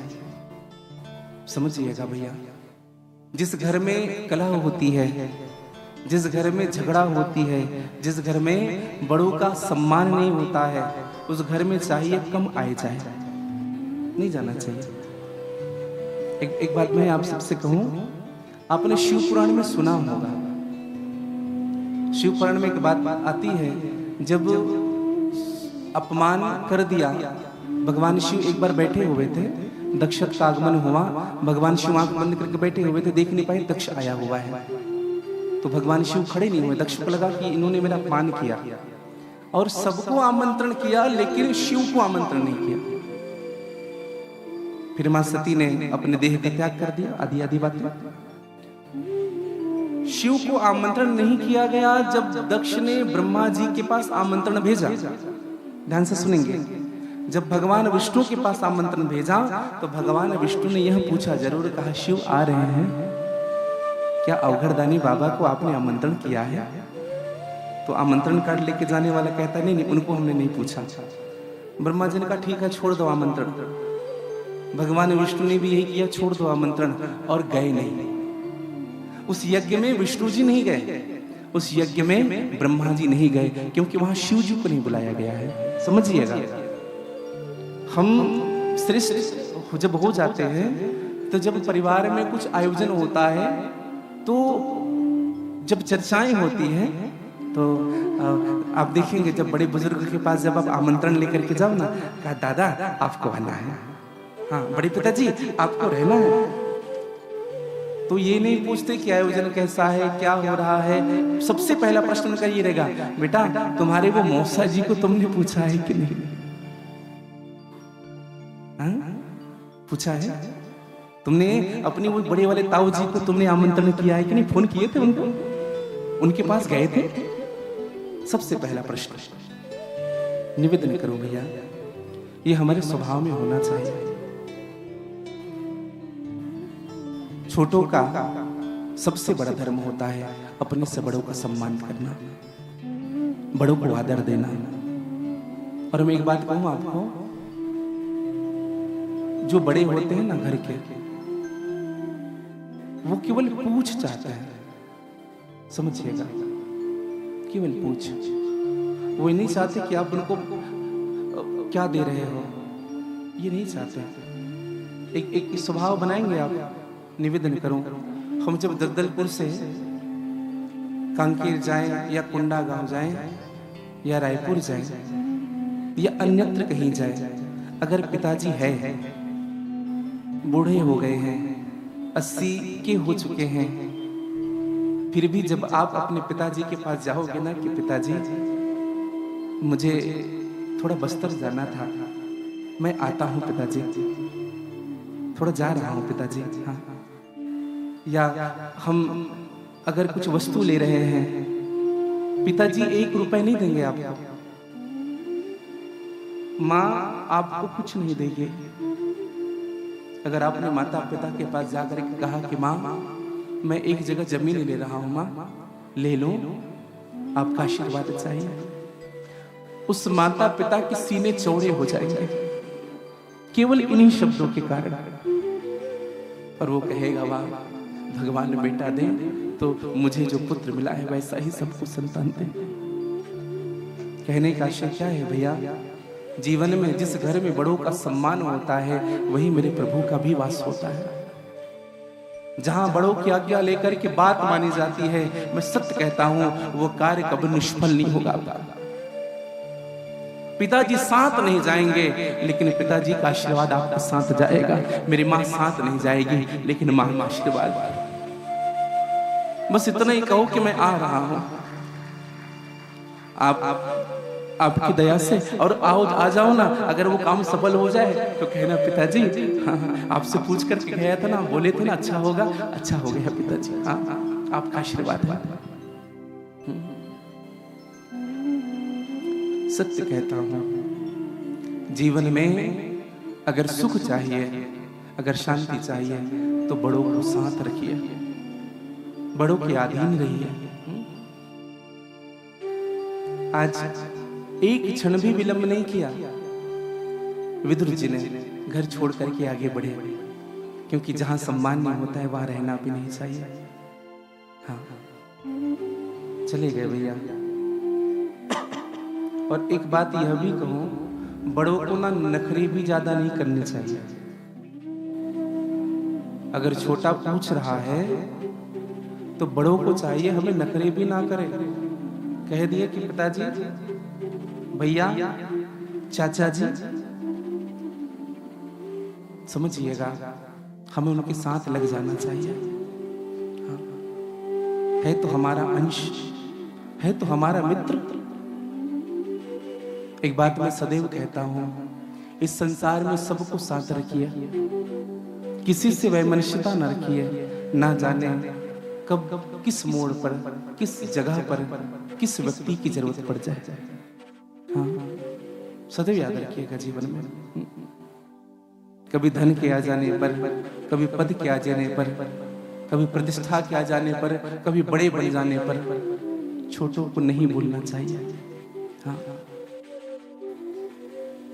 मैं निवेदन करूं, सुखदेव जी महाराज कहते हैं कि परीक्षित विदुर जी ने पर्णकुटी बनाया और पर्णकुटी बना करके विदुर वहीं रहने लगे। एक दिन की बात है, एक दिन जब भगवान के आने की खबर सुनी विदुर ने, बड़े गदगद हो गए। विदुर विचार कर रहे हैं कि मैं विदुरानी को बताऊं कि नहीं बताऊं, लेकिन भगवान के आने की खबर बिना विदुरानी के बताए कैसे रह सकते हैं। विदुर ने जाकर के कहा, विदुरानी ऐ भाग्यवान। विदुरानी ने कहा, स्वामी कल द्वारिकाधीश आ रहे हैं हस्तिनापुर में। हाँ। विदुरानी तो नाचने लगी सुन करके, वाह वाह वाह। विदुर ने कहा, इतना नाच मत, पहले मैं मंत्री था तो सीधे मेरे कमरे में आते थे, मेरे भवन में आते थे, अब मैं मंत्री पद से निकल चुका हूँ, शायद भगवान हमें देखेंगे भी नहीं देखेंगे, हमें हमारे बारे में विचार करेंगे भी नहीं करेंगे हस्तिनापुर करके। रात भर विचार करते हैं, रात भर सोच रहे हैं। हाँ,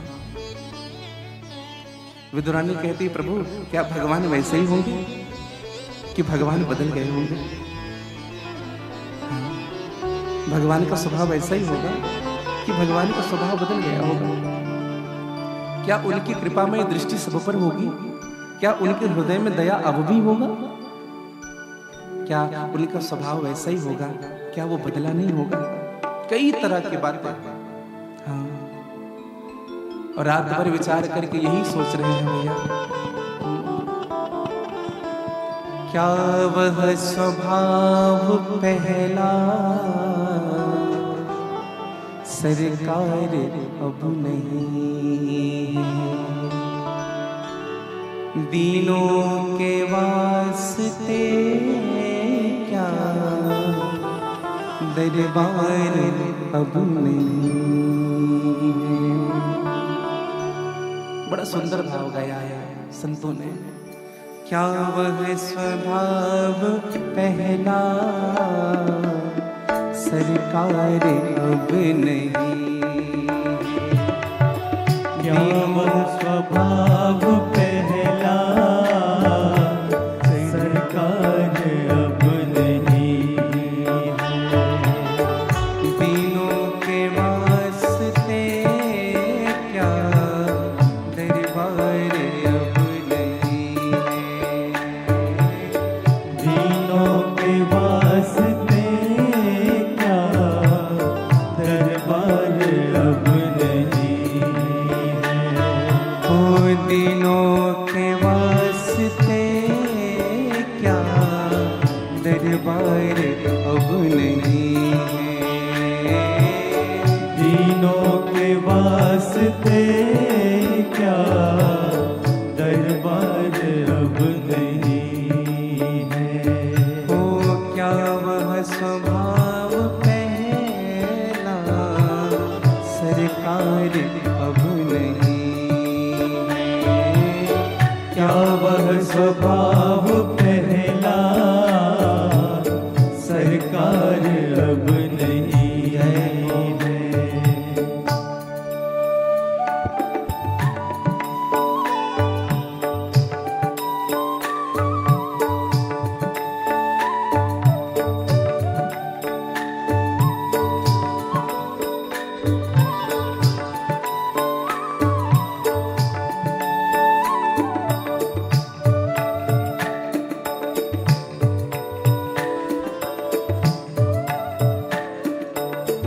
जय हो।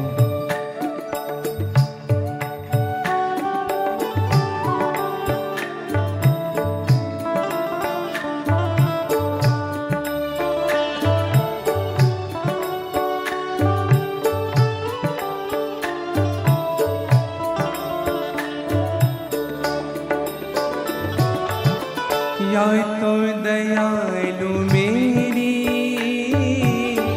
दृगदीनता नहीं है? या तो दयालु मेरी गाली जी। दृढ़ दीनता नहीं है? या तो दयालु मेरी दृगदीनता नहीं है? या तो दयालु मेरी दृढ़ दीनता नहीं है? या दीन की तुम्हें अब, या दीन की तुम्हें अब, या दीन की तुम्हें अब या दीन की तुम्हें अब दरकार ही नहीं है?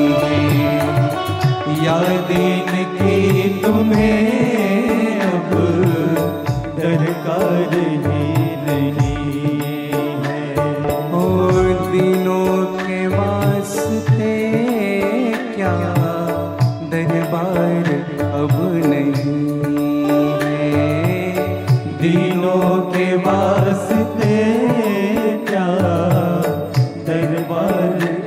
लीजिए बड़े भाव से जय हो।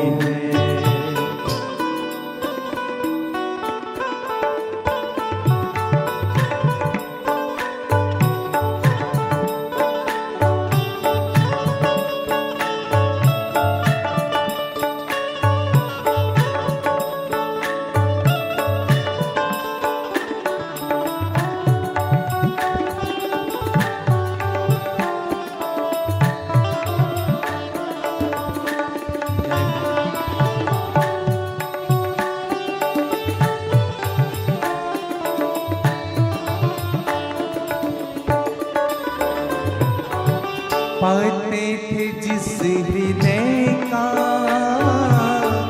आश्रय अनाथ लाखों, पाते थे जिस हृदय का आश्रय अनाथ लाखों, पाते थे जिस हृदय का आश्रय अनाथ लाखों, पाते थे जिस हृदय का आश्रय अनाथ लाखों, क्या वह हृदय दया का, क्या वह हृदय दया का, क्या वह हृदय दया का, क्या वह हृदय दया का, भंडार अब नहीं है, क्या वह हृदय दया का, भंडार अब नहीं है। ओ दिलों के वास्ते क्या दरबार अब नहीं है, दीनों के वास्ते क्या दरबार गा लीजिएगा सभी बड़े भाव से हृदय से प्रभु को कहिए।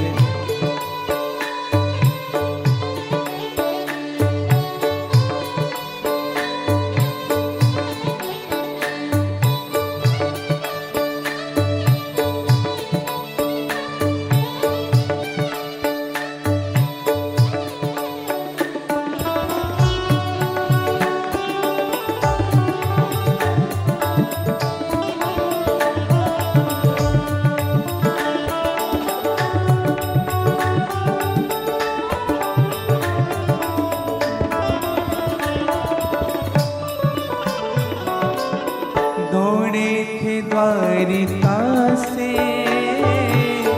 जिस पर अधीर हो गए, दौड़े थे द्वारिका से जिस पर अधीर हो गए। प्रभु हमने सुना है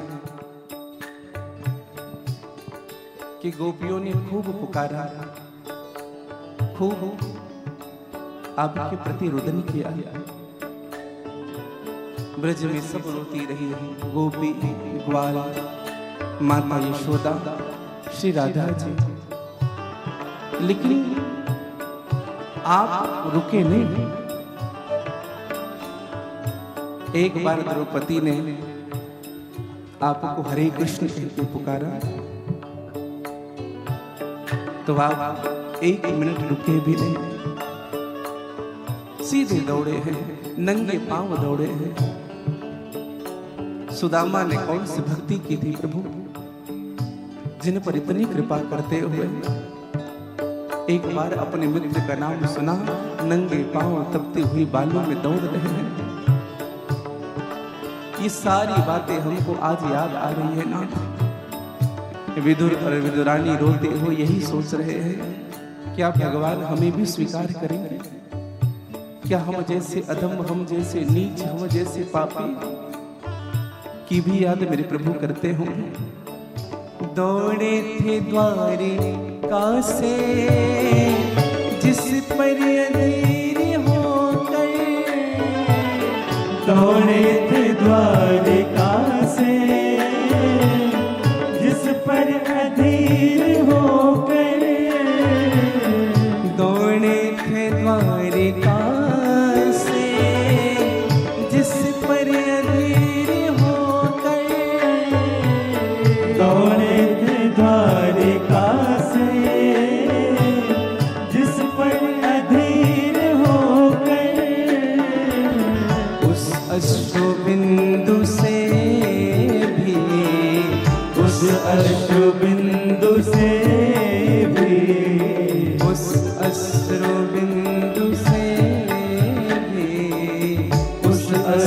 बिंदु से भी क्या प्यार अब नहीं है। उस अश्रु बिंदु से भी क्या प्यार अब नहीं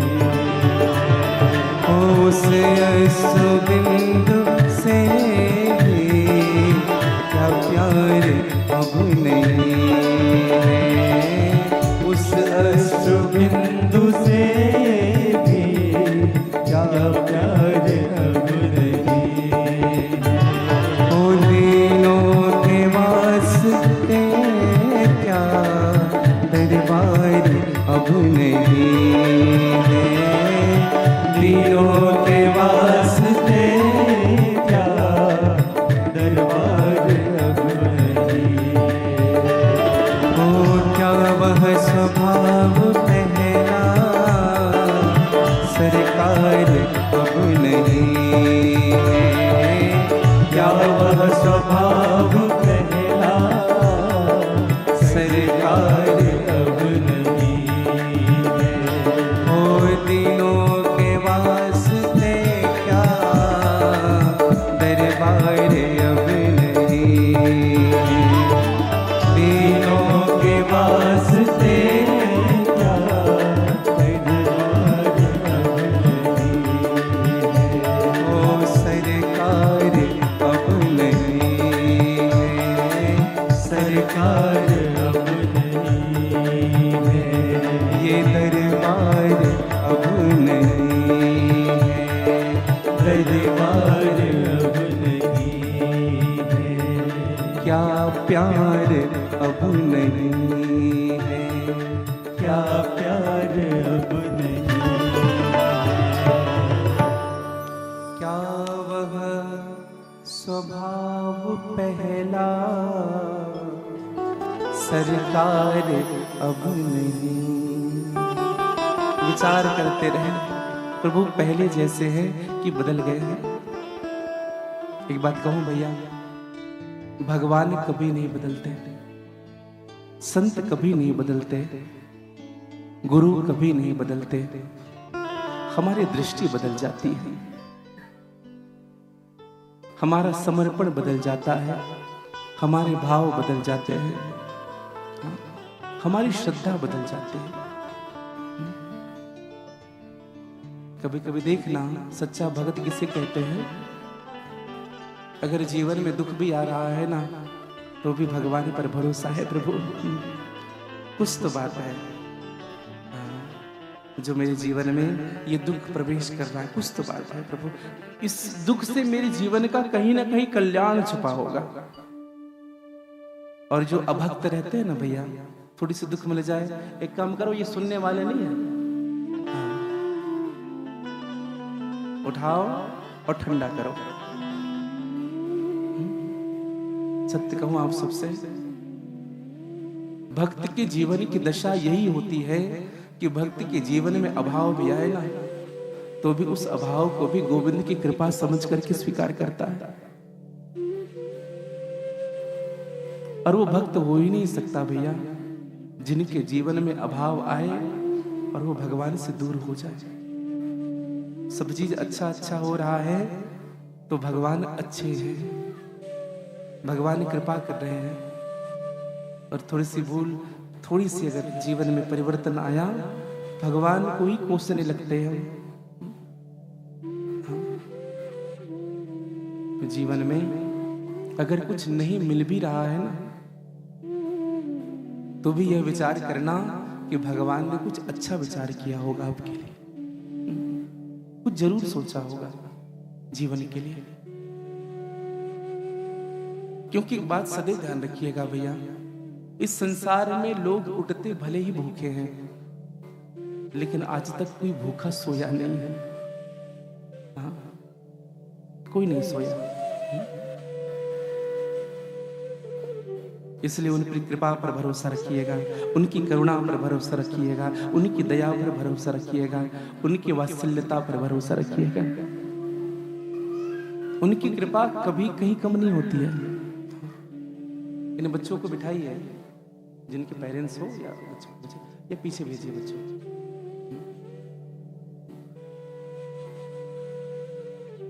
क्योंकि चिल्लर बजते बहुत है। अच्छा, कुछ लोग होते भी है, एक अब यहाँ क्यों खेल रहा, जहाँ वहाँ कथा हो रही है वही खेल, यहाँ मस्ती करता है, जहाँ वहाँ मस्ती करता, वहाँ कोई डांटने वाला नहीं है। और डांटना भी नहीं चाहिए बच्चों को, ध्यान रखिएगा। बच्चों को ना प्रेम से समझाओ, आओ बेटा बैठो यहाँ पे। और मैं तो कहूँ जितनी माओं के साथ ही छोटे छोटे जितने चिल्लर आए हैं हमारे बाल गोपाल सखा, उनके लिए ना कुछ खाने पीने की व्यवस्था करके लाइए और एक जगह बिठा दीजिए पकड़ा करके। हाँ, खाने पीने दीजिए। हाँ, ऐसा नहीं कि आप डांटे। एक जगह हम कथा में गए थे, एक मैया जी ने जब बच्चा मस्ती करने लगा तो कुछ लोग ऐसे देखने लगे, तो इतनी पिटाई की उस बच्चे की, इतनी पिटाई भाई, हमें बड़ा बुरा लगा, हम देख रहे थे। लेकिन उनका असर क्या पड़ा बताएं आपको, 4-5 भी सुधर गए।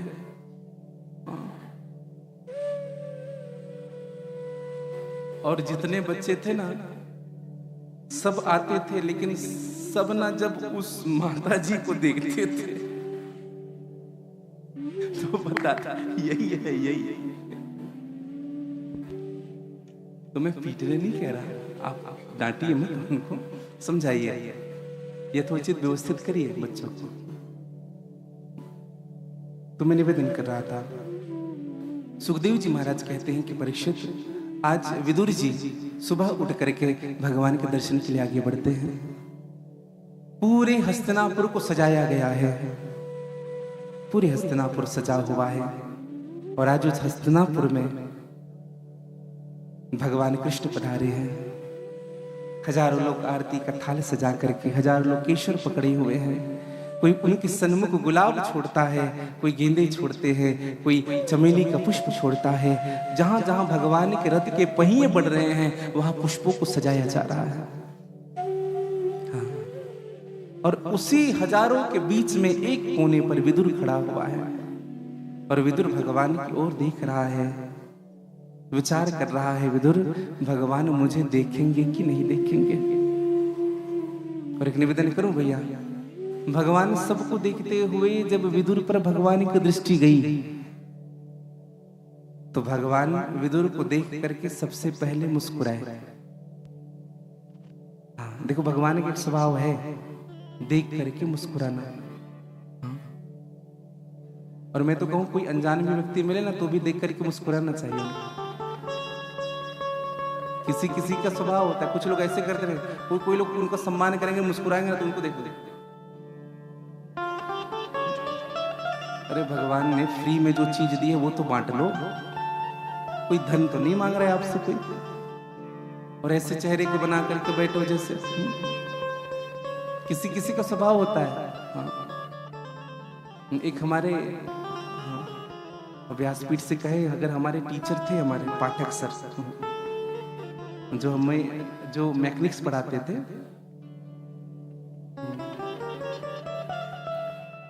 दो हमारे शिक्षक हुए,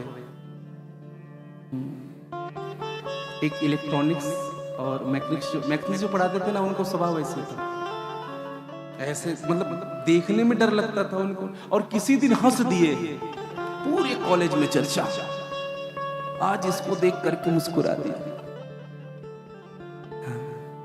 एक अभी घटना बताऊं, अभी रिसेंट की घटना।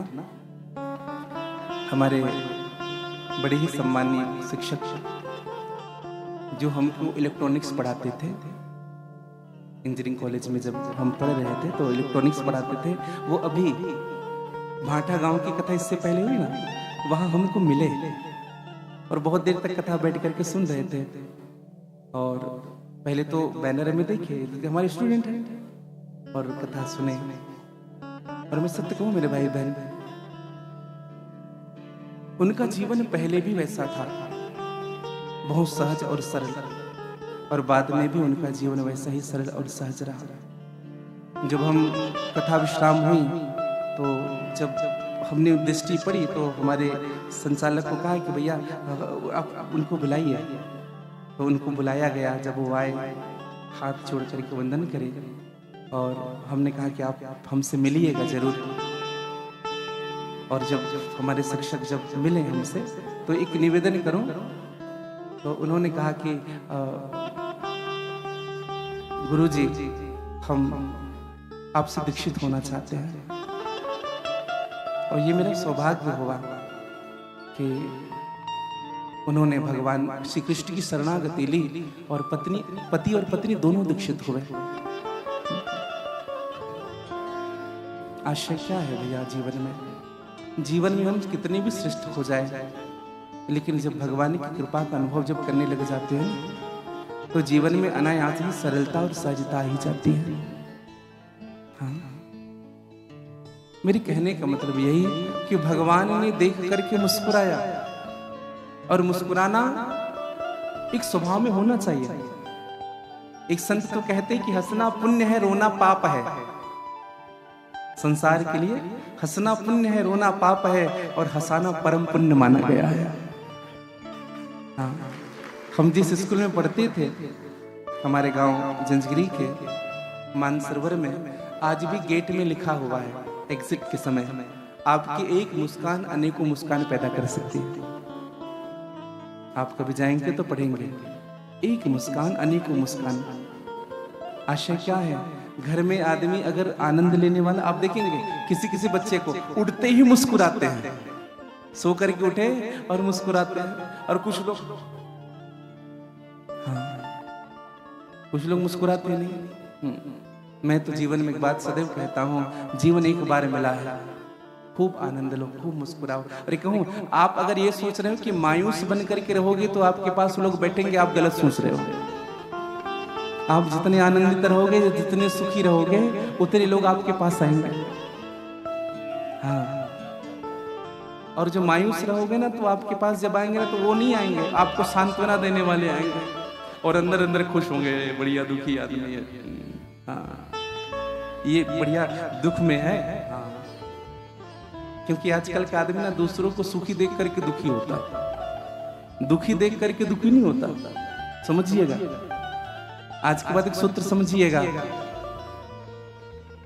कि हृदय में कैसा भी दुख हो, हाँ, गम को यूं पर्दों में छुपा लेना चाहिए, दिल दुखे तो मुस्कुरा लेना चाहिए। और गम को कभी ये नहीं कहना चाहिए कि गम मेरे साथ है। आप विपत्ति को, आप गम को, आप जो समस्याएं आ रही है उनसे कहिए, अरे समस्या, अरे विपत्ति, चला मेरे साथ मेरी किशोरी जी है, मेरे साथ मेरे गोविंद है। अगर तुम्हारी हिम्मत है तो लड़के दिखा। और समस्याएं भी इसलिए आती है, वो आपको और सुदृढ़ बनाना चाहती है। हाँ, हमारे एक भैया है, उन्होंने कल एक बड़ी अच्छी बात कही। उन्होंने कहा कि कभी कभी ना कठिन पेपर भी इसलिए मिलता है सॉल्व करने के लिए कि उस पेपर को सॉल्व करने में हम और होशियार बन पाए, जो कमियां हैं उनको ठीक करते रहे। हाँ, सुखदेव जी महाराज कहते हैं कि परीक्षित, आज विदुर जी ने भगवान को देखा, भगवान की दृष्टि विदुर पर पड़ी, भगवान मुस्कुराए, और मुस्कुरा करके भगवान ने विदुर से कहा, मन ही मन इशारों से ही कह दिया, कहा कि जाओ विदुर, हम आ रहे हैं। विदुर तो घर नहीं गए, विदुर तो मिठाई इकट्ठा करने में लग गए।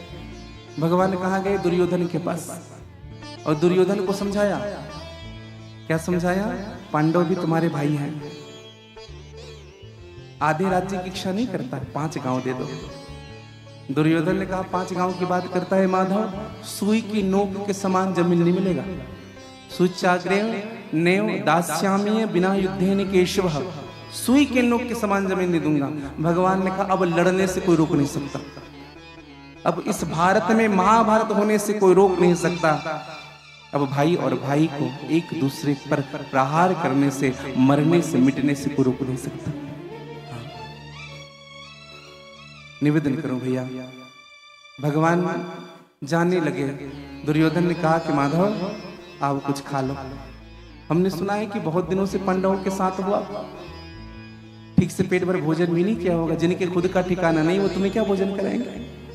आओ, 56 प्रकार का भोग बना हुआ है, कहीं पूड़ी, कहीं खीर, कहीं मलाई, कहीं रसमलाई, हैं? गाजर का हलवा सब बना हुआ।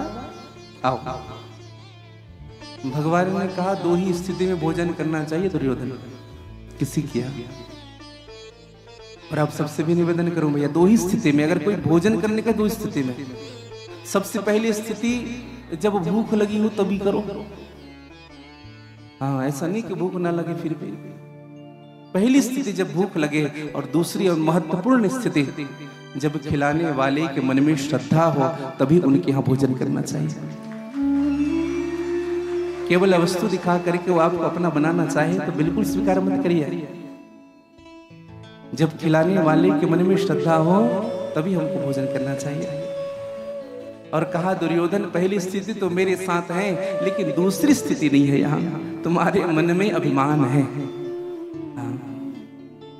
और एक बात कहूं भैया, किसी भी अतिथि को भोजन जब कराए ना तो बड़े प्रेम से कराना चाहिए, बड़ी प्रेम से। ये नहीं देखना चाहिए जीवन में अतिथि को, इसको अरे इसको लो, अरे अरे इसको खा के तो देखो। कुछ कुछ का स्वभाव होता है ऐसा बोलना। नहीं भैया, ये भी लीजिए ना, अच्छा लगेगा आपको, भले एक ले लीजिए। सम्मान आवश्यक है। अगर हम सम्मान से किसी व्यक्ति को कुछ वस्तु भी देते हैं ना, वो व्यक्ति अपना हो जाएगा। हाँ। भगवान वहां से चले और सीधे भगवान पहुंचे हैं विदुरानी के यहाँ, जहां विदुर जी रहते हैं। दरवाजा खटखटाया, जैसे दरवाजा खटखटाया दरवाजा खुला। तो जैसे दरवाजा खुला विदुरानी देखी क्या, मोर मुकुट कटे कांचली उर्वे जंती माल। भगवान द्वारिकाधीश स्वयं सन्मुख आकर के खड़े हो गए। विदुरानी ने कहा कि आज मैं सपना तो नहीं देख रही। बार बार ऐसे आंख मलती थी, कहीं सच में माधव तो नहीं। भगवान कृष्ण ने हाथ पकड़ा, रे बुआ मैं ही हूँ, कृष्ण हूं मैं। और विदुरानी ने हाथ पकड़ लिया, भगवान का अंदर ला करके बिठाया है। बहुत सारी बातें हुई। कहा कि नाथ आपकी बड़ी कृपा हुई, आप हमें दर्शन देने आए। हम इस योग्य नहीं थे कि आपके पास चले जाएं। हमें पता है अगर हम आपके दर्शन करने जाते तो शायद हमको राज्य में प्रवेश करने नहीं मिलता। बड़ी कृपा हुई प्रभु। एक बात कहूं आपको, अगर आपकी सच्ची लगन आपके जीवन में है तो आप भगवान तक नहीं पहुंच सकते तो क्या हुआ, मेरे प्रभु आप तक पहुंच सकते हैं। हाँ? अगर सच्ची लगन आपके जीवन में है, किसी भी रूप में भगवान आएंगे। हाँ। एक घटना मैं आपको बताऊं। एक कैंसर के बहुत बड़े डॉक्टर थे, मार्क वेल, बहुत बड़े डॉक्टर। और एक माता जी जो आंध्र प्रदेश में रहती थी, उनके बेटे को कैंसर हो गया था। बहुत देहात, बहुत गांव में रहते थे। तो बहुत इलाज करा लिया उस माता जी अपने बच्चे का। डॉक्टरों ने कह दिया इनका इलाज केवल मार्क वेल ही कर सकते हैं, और कोई तुम्हारे बच्चे का इलाज नहीं कर, क्योंकि स्टेज बढ़ चुका है इनका। अब वो मैया जी रोती रही। जिनको पेट भर भोजन मिल जाए वो भगवान की कृपा समझ लेते थे। वो कहां से उनका फीस दे, इतना फीस था उनका। सबसे अधिक महंगे डॉक्टर थे पूरे भारत में। एक दिन क्या हुआ, उनकी प्राइवेट जो हेलीकॉप्टर थी मार्कवेल जी की, वह रास्ते से विदेश जा रहे थे। और जब विदेश जा रहे थे तो अचानक हेलीकॉप्टर में खराबी आई और अचानक लैंड करना पड़ा हेलीकॉप्टर को। और वह उसी गांव के मैदान में लैंड हुआ जिस गांव में वो लड़के को कैंसर था, वो माता रहती थी। सत्य घटना है मैं जो बता रहा हूं आप सबको। दशा ये हुई कि हेलीकॉप्टर खराब हुआ, अकेला मार्कवेल, साथ में पायलट। दशा ऐसी है कि सिग्नल भी नहीं उस गांव में, मोबाइल का सिग्नल। और सुबह से शाम हो गया। मार्कवेल जी विचार कर ले अब हम करें क्या। तो वहीं पास में एक घर था, और वह घर उसी बूढ़ी मैया का था। उस बूढ़ी मैया के घर में छत्र छाया के लिए मार्कवेल गया। बहुत जोर से प्यास लगी थी उनको। मार्कवेल जी ने आवाज लगाया, बोले मैया कोई है? बुढ़िया ने दरवाजा खोला, बारिश भी चालू हो गई। मार्कवेल ने कहा, बोले मैया आज आज आज की दशा, आज बस समय दे दीजिए हमें अपने घर में। कहा कि हाँ हाँ आइए। बिठाया गया, घर में जो भी रूखा सूखा बना था मार्कवेल को खिलाए और एक स्थान दिया गया। वो तो वहीं बैठे रहे मार्कवेल जी, लेकिन वो बूढ़ी मैया भगवान के सामने रो रही है बैठ करके। रोती रही, सिसकियां भरती रही। सिसकियों की आवाज जब मार्कवेल के कानों में सुनाई पड़ी, उठ करके आए। बूढ़ी मैया से कहा कि मैया, ए मैया, कहा आंसू को पोंछते हुए कहा बुढ़िया ने, जी जी जी जी भैया, हाँ कुछ चाहिए आपको? कहा मैया कुछ नहीं चाहिए। तुम रो क्यों रही हो ये बताओ। बुढ़िया ने कहा कि भैया इस दुनिया ने भगवान, इस दुनिया से मेरे सब चीज बिछुड़ गए। मेरे पति भी नहीं रहे, मेरे परिवार भी चले गए, केवल एक के सहारे में जी रही हूं। मेरा बेटा जो 17 साल का है और मेरे बच्चे को कैंसर है भैया, और मैं भगवान से यही प्रार्थना कर रही हूं कि कैसे उनका इलाज होगा। मैंने कई डॉक्टरों के पास दिखाया, अपनी जमीन बेच करके मैंने इलाज कराना चाहा। डॉक्टरों ने कहा इस कैंसर का इलाज केवल एक ही के पास है, हाँ, और वो बहुत बड़ा डॉक्टर है, फीस भी बहुत लेता। नाम है मार्कवेल। मार्कवेल की आंख में आंसू भर आए जो सुना। ठाकुर जी के सन्मुख हाथ जोड़ा, प्रभु ये कैसी लीला है तुम्हारी,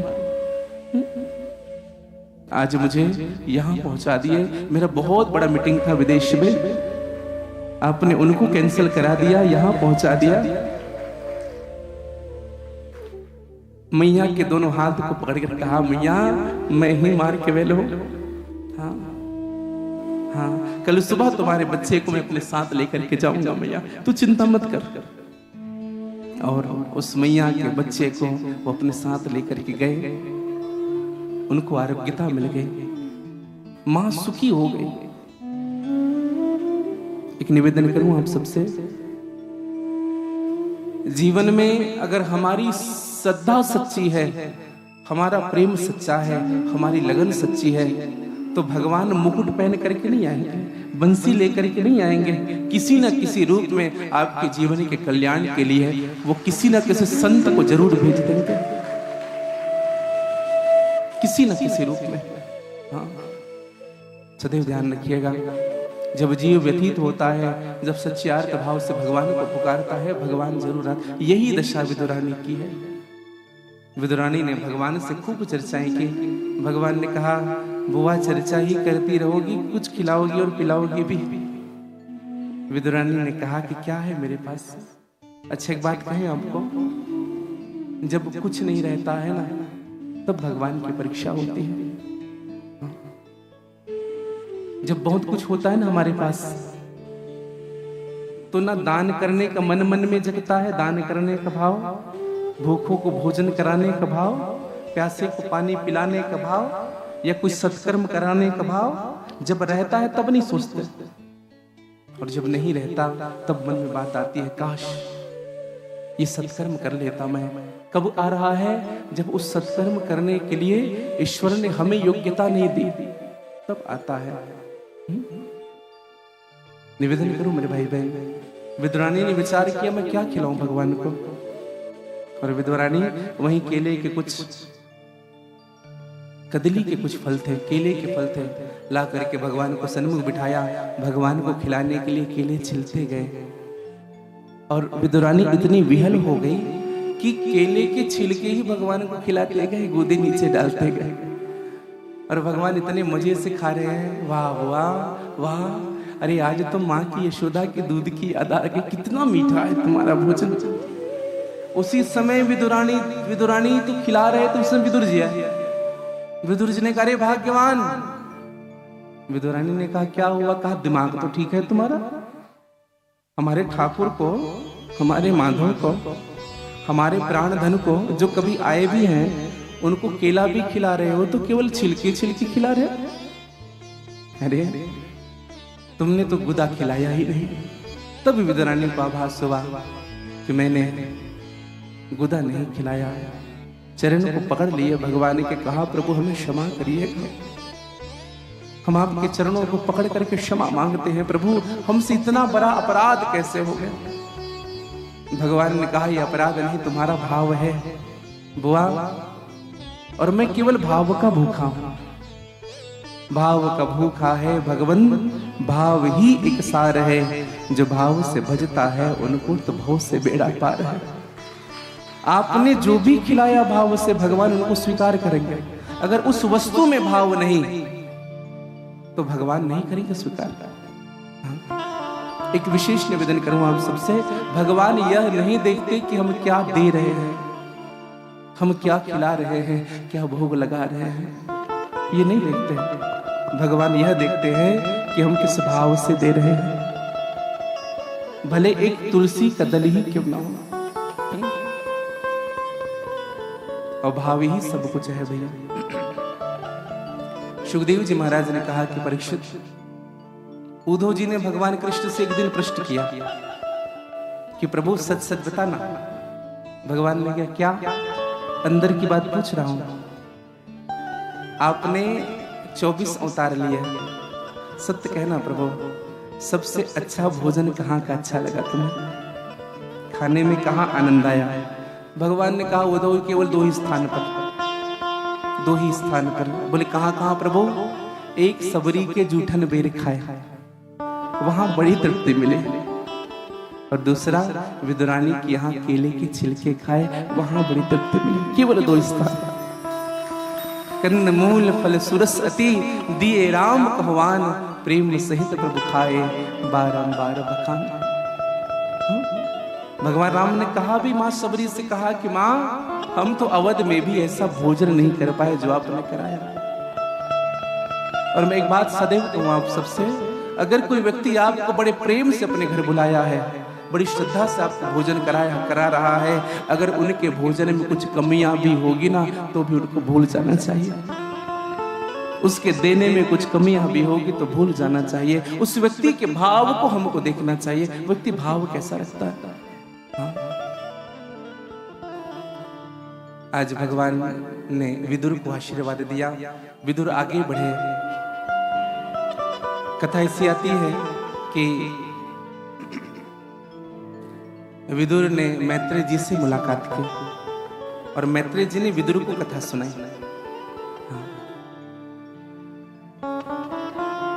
मैत्रेय जी विदुर को कथा सुनाई, और मैत्रेय जी जब विदुर से मिले, देखो विदुर कौन है? बोले शूद्र जाति का।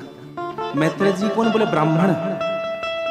जब विदुर जी ने अपना परिचय दिया, भगवान का दास, आपका दास विदुर आपके चरणों पर वंदन करता है, मैत्रेय जी कूद करके हृदय से लगा लिया उनको, कहा कि धन्य है विदुर, धन्य है, तुम जैसे लोग धन्य हैं।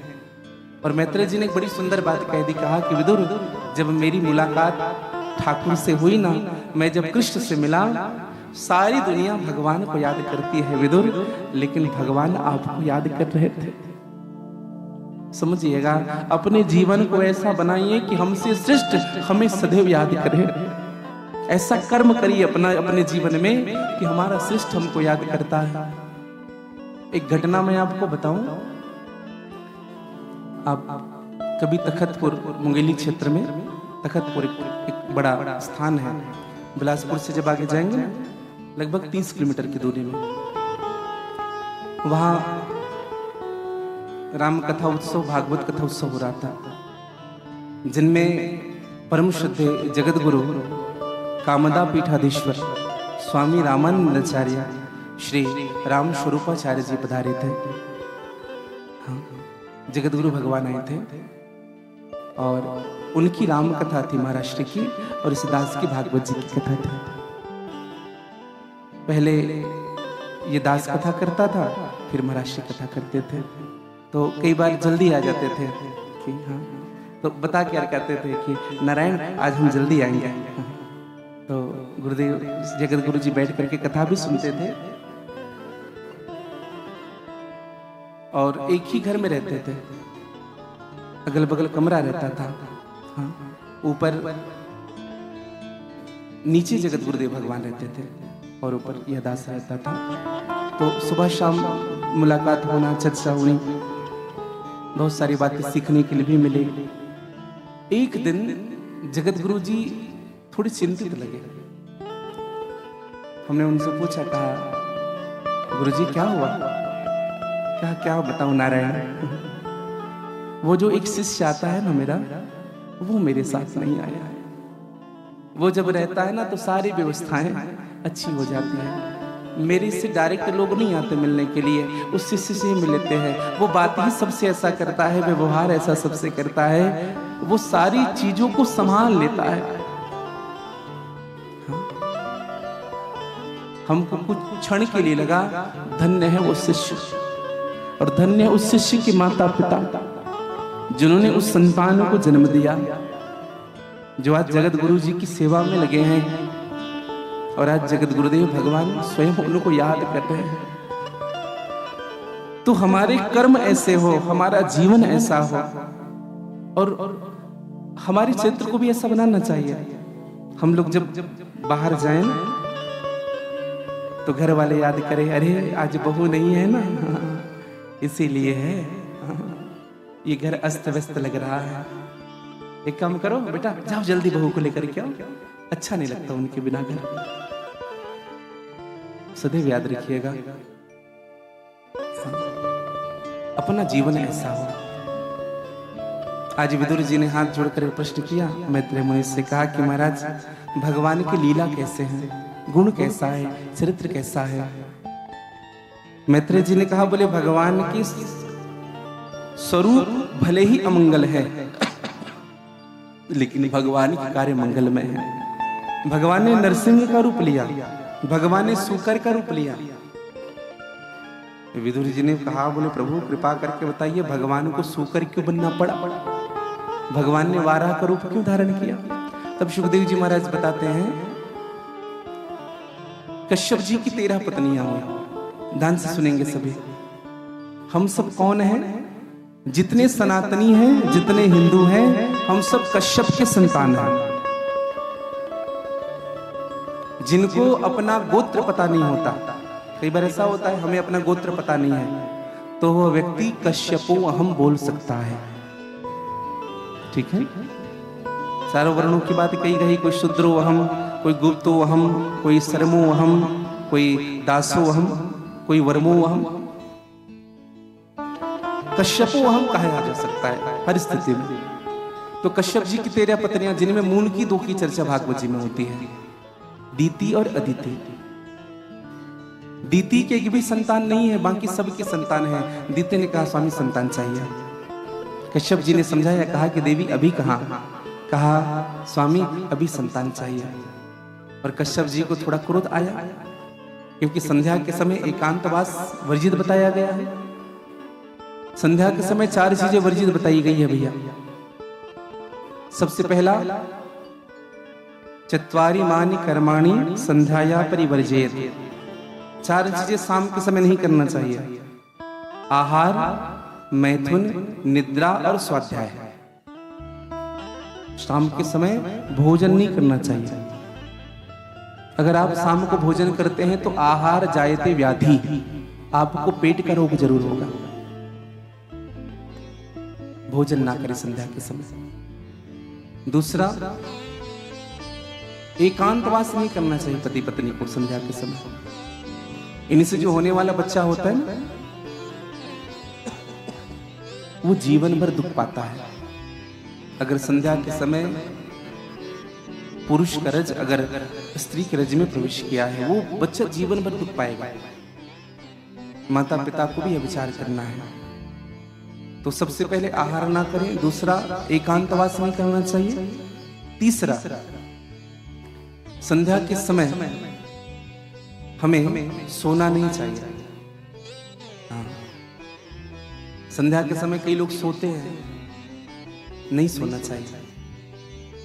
ऐसे तो सूर्यास्त के 6 घड़ी पहले, जैसे सूर्यास्त होने वाला है 6 बजे, तो 6 घड़ी पहले का मतलब क्या है?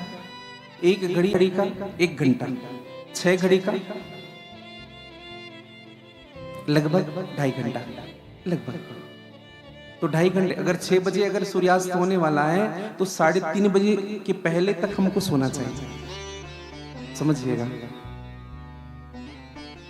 नहीं तो घर में दरिद्रता प्रवेश करेगी, घर में अशांति प्रवेश करेगी, आपका धन क्षीण होता जाएगा। और चौथी और महत्वपूर्ण बात, संध्या के समय ना स्वाध्याय नहीं करना चाहिए। स्वाध्याय का मतलब पढ़ना नहीं चाहिए। पढ़ना अर्थात याद करना। शाम के समय ना विद्यार्थियों को किसी भी विषय वस्तु में याद नहीं करना। पाठ करिए, जप करिए, लेकिन याद ना करें।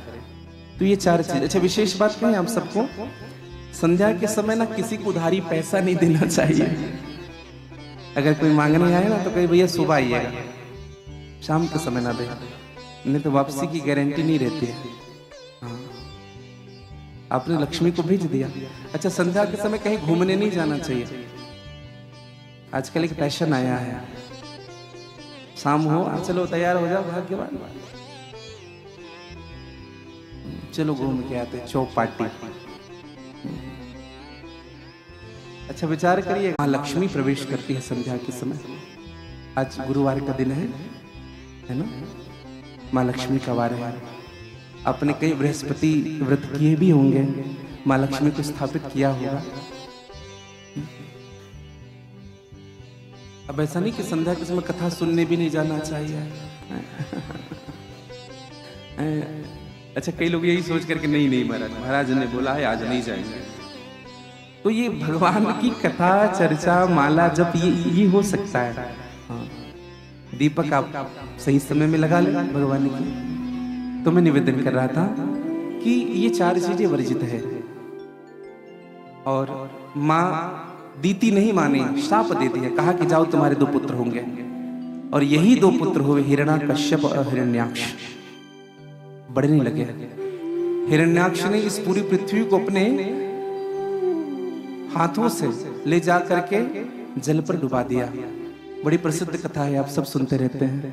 भगवान ने वाराह का रूप धारण किया, पृथ्वी को जल से ऊपर लाए, हिरण्याक्ष का वध किया और पृथ्वी को सुरक्षित किया है। बोले वाराह भगवान की जय। भगवान का प्रथम स्वरूप वाराह के रूप में जन्म हुआ। एक निवेदन करो, जब मां पृथ्वी को वाराह जी अपने साथ लेकर के आ रहे थे तो मां पृथ्वी को अभिमान हो गया। क्या अभिमान हो गया? मैं थोड़े से जल के अंदर क्या गई, भगवान ने अपना रूप ही बदल लिया। अभिमान होता है ना। हाँ, किसी को कह दो ना, 10 अरे बेटा आओ तुम आओ। हाँ, 10 में किसी एक को हमने बुला लिया। हाँ, उनको ये लगेगा, फिर पलट करके देखेंगे, वही रहो तुम लोग। कुछ लोग को बहुत जल्दी अभिमान होता है। एक जगह, अब अक्सर हमारे साथ होता है तो हम हमारी घटना बताते हैं हम सबको। एक जगह कथा करने गए थे तो 8-10 शिष्य खड़े हुए थे, तो हमने माला निकाली और जो सबसे पहले था उन्हीं को दे दिया। अब वो माला लिए और सबको देखने लगे और सब हमें देखे। ऐसा होता है कभी ऐसा? कुछ लोग छोटी छोटी बात को सोचते रहते हैं, अरे गुरु जी उससे बहुत मिलते हैं। गुरु जी उनसे ये कचरे निकाल दीजिएगा मन से। अगर हृदय में सच्चा निष्ठा है, प्रेम है, अटूट श्रद्धा है, जीवन में, और मैं तो कहूं जीवन में श्रेष्ठ बनने का स्वभाव बदल दीजिए। जीवन में जब भी हम भगवान के सन्मुख को जाए तो श्रेष्ठ बन करके ना जाए। तो मां धरती पे अभिमान आया, और अभिमान जब माँ धरती के जीवन में आया तो भगवान ने उनके अभिमान को दूर करने के लिए नीचे का दृश्य दिखाया। और जब नीचे का दृश्य देखा गया तो एक सुंदर बगीचा जिसमें एक क्लेश मात्र जल नहीं है। माँ पृथ्वी ने पूछा, बोले प्रभु क्षमा करिएगा, पूरी पृथ्वी जलमग्न हो गई थी लेकिन बगीचा क्यों बचा हुआ है? हा? क्या कारण है नाथ? ये कौन सा स्थान है? भगवान ने कहा यही मेरा श्रीधाम वृंदावन है। हाँ, पूरी पृथ्वी में प्रलय आ जाएगी लेकिन मेरे श्रीधाम वृंदावन में कभी प्रलय नहीं आ सकता। हाँ, श्रीधाम वृंदावन कहाँ बसा है? बंसी के नोक पर, भगवान कृष्ण के बंसी के नोक पर। मेरी अयोध्या कहाँ बसी हुई है? भगवान राम के सारंग बाण के नोक पर। और मेरी काशी बसी हुई है भगवान शिव जी के त्रिशूल के नोक पर। वृंदावन में कभी प्रलय नहीं होगी भैया, ये वृंदावन का भाव है। अच्छा, कौन कौन वृंदावन गए? कौन कौन गए हैं वृंदावन? सीधे हाथों पर करेंगे।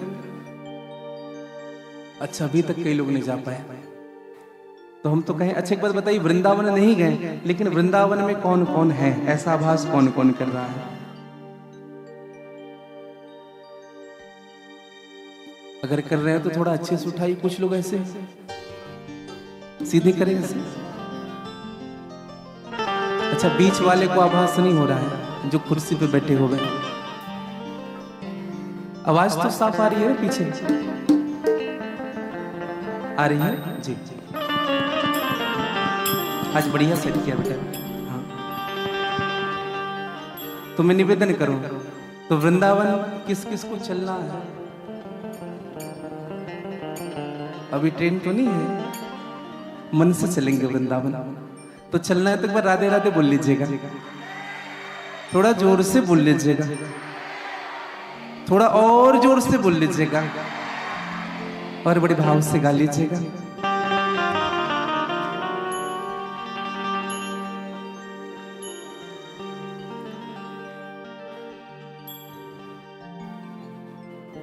खुशबू बिहारी जी की आती है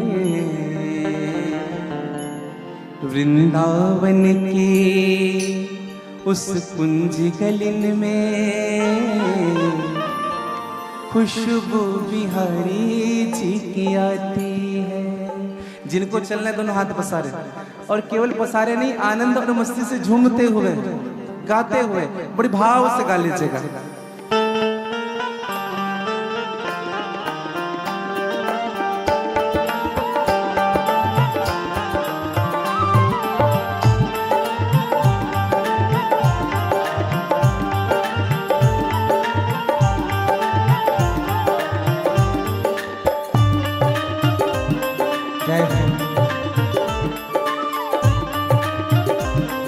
पीछे वाले भी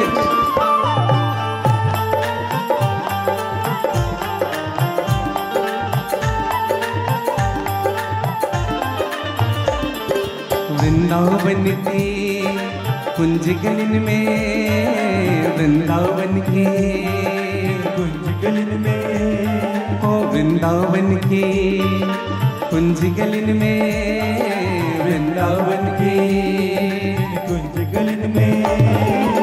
खुशबू बिहारी जी की आती है वृंदावन की कुंज गलिन में।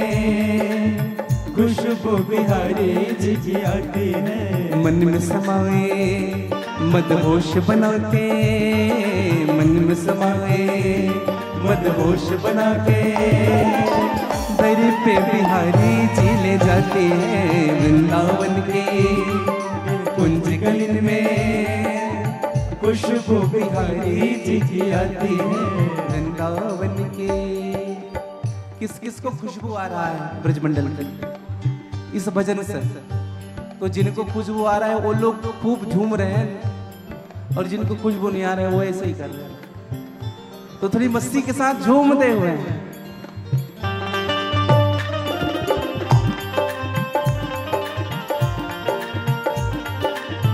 बोली बरसाने वाली की जय हो, श्री वृंदावन धाम की जय हो।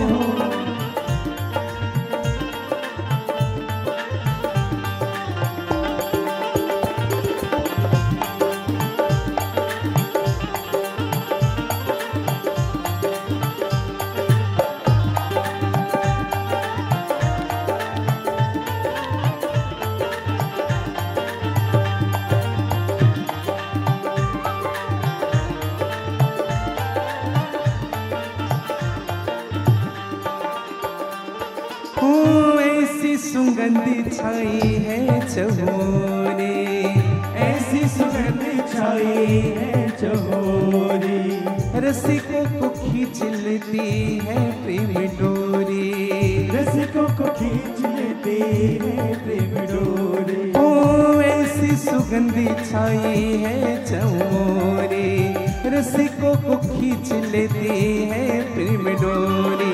जग को भुलाए ये दिल में समाए, जग को बुलाए ये दिल में समाए, हो प्रेमियों के मन को ये बातें है।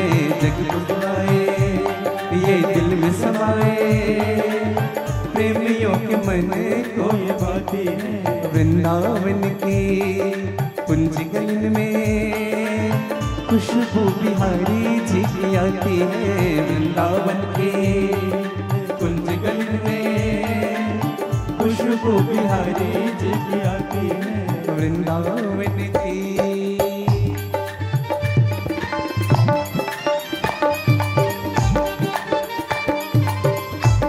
पीछे वाले में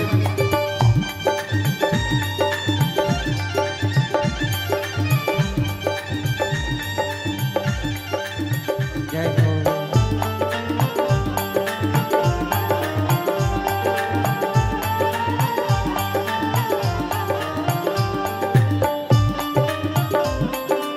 एक बार कह लीजिए श्री राधे श्री राधे जय हो।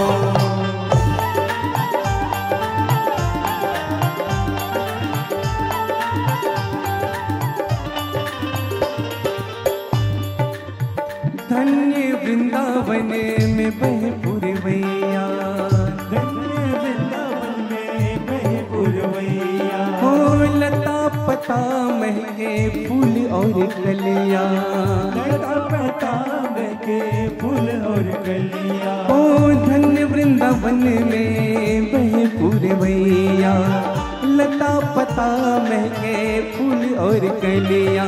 पुष्प पुष्प में हर कली कली में, पुष्प पुष्प में हर कली कली में दिव्य सुगंधि भर जाती है। पुष्प पुष्प में और कली कली में दिव्य सुगंधि भर जाती है। वृंदावन की कुंज गलन में खुशबू बिहारी जी की आती है। वृंदावन की कुंज गलन में खुशबू बिहारी जी की आती है। वृंदावन की जय हो। बोले वृंदावन धाम की जय हो।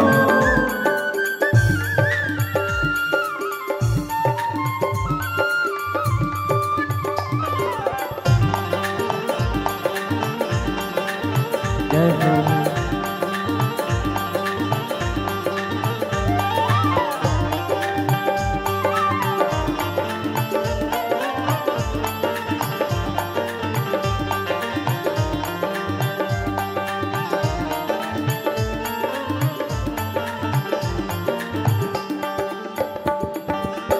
एक बार आकर कर ले तू विचरण, एक बार आकर कर ले विचरण, कण कण सुगंधित है वातावरण, कण कण सुगंधित है वातावरण। ओ एक बार आकर कर ले तू विचरण, कण कण सुगंधित है सब वातावरण।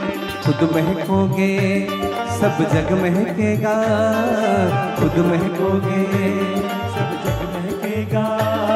ओ खुशबू जीवन महकाती है। खुद महकोगे ये जग महकेगा, खुशबू जीवन महकाती है। वृंदावन की कुंज गलन में खुशबू बिहारी जी की आती है। वृंदावन की कुंज गलन में खुशबू बिहारी जी की आती है। वृंदावन की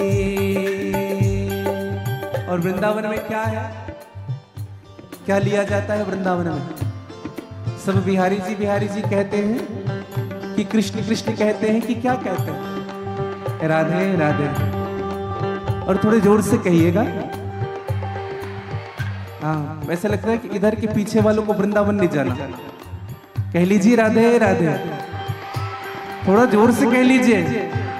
ओए राधे राधे राधे राधे राधे राधे राधे राधे राधे राधे राधे राधे राधे राधे। ओए राधे राधे राधे राधे राधे राधे राधे राधे राधे राधे राधे राधे राधे राधे। ओए राधे राधे राधे राधे राधे राधे राधे राधे राधे राधे राधे राधे राधे राधे। ओए राधे राधे राधे राधे राधे राधे राधे राधे राधे गाइए बड़े भाव से जय हो। राधे राधे। ओए राधे राधे राधे राधे राधे राधे राधे राधे राधे राधे राधे राधे राधे राधे। श्री राधे राधे राधे राधे राधे राधे राधे राधे राधे राधे राधे राधे। जय हो।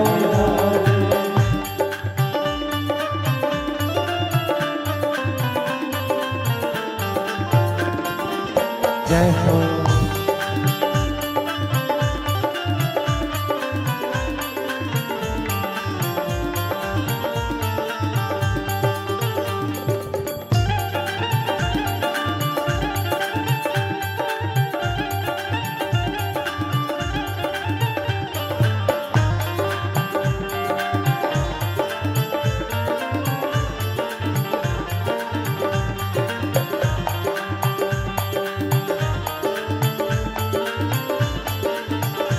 गले जगा।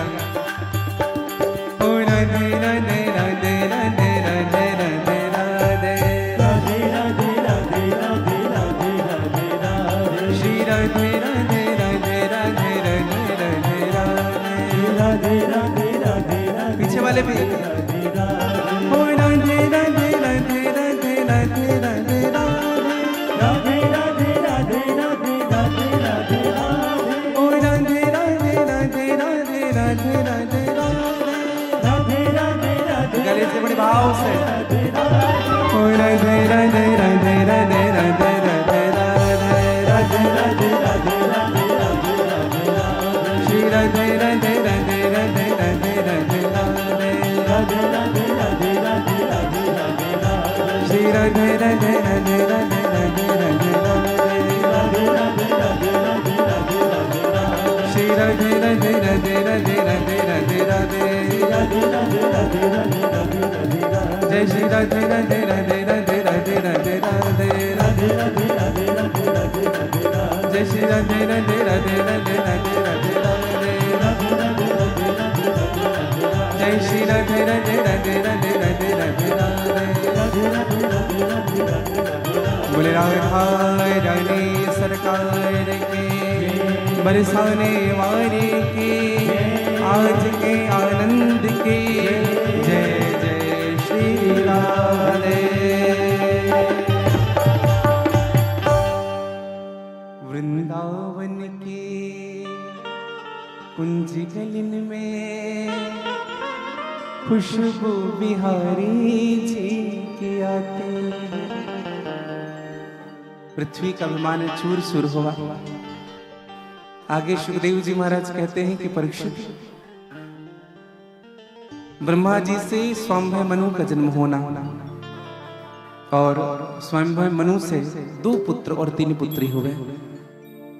3 पुत्री कौन कौन? आकुति, देवहूति और प्रसूति। देवहूति का विवाह कर्दम ऋषि के साथ किया गया, जिनसे कपिल नारायण भगवान का जन्म हुआ। बोले कपिल नारायण भगवान की जय। आकुति का विवाह रुचि प्रजापति के साथ किया गया, जिनसे भगवान यज्ञ नारायण का जन्म हुआ। बोले यज्ञ नारायण भगवान की जय। और दक्ष प्रजापति का विवाह प्रसूति के साथ किया गया, जिनकी 16 पुत्रियां हुई, जिनमें 13 धर्म को दे दिया गया था। और धर्म की जो मूर्ति नाम की जो पत्नी हुई, उनसे ही भगवान नर नारायण का जन्म हुआ। बोले नर नारायण भगवान की जय। 2 पुत्र हुए, प्रियव्रत और उत्तानपाद। तो उत्तानपाद के वंशज में ध्रुव जी का आगमन होना। कितने साल के थे ध्रुव जी महाराज? भगवान को जब प्राप्त किए 5 साल। अच्छा, कभी कभी हम ना ये विचार करते हैं कि पंडित जी अभी ना बेटा छोटा है। हाँ, एक बार ऐसा होता है कि बच्चे ने पूजा पाठ प्रारंभ किया, बोले महाराज कहाँ, अभी तो बेटा छोटा है, थोड़ा बड़ा हो जाएगा।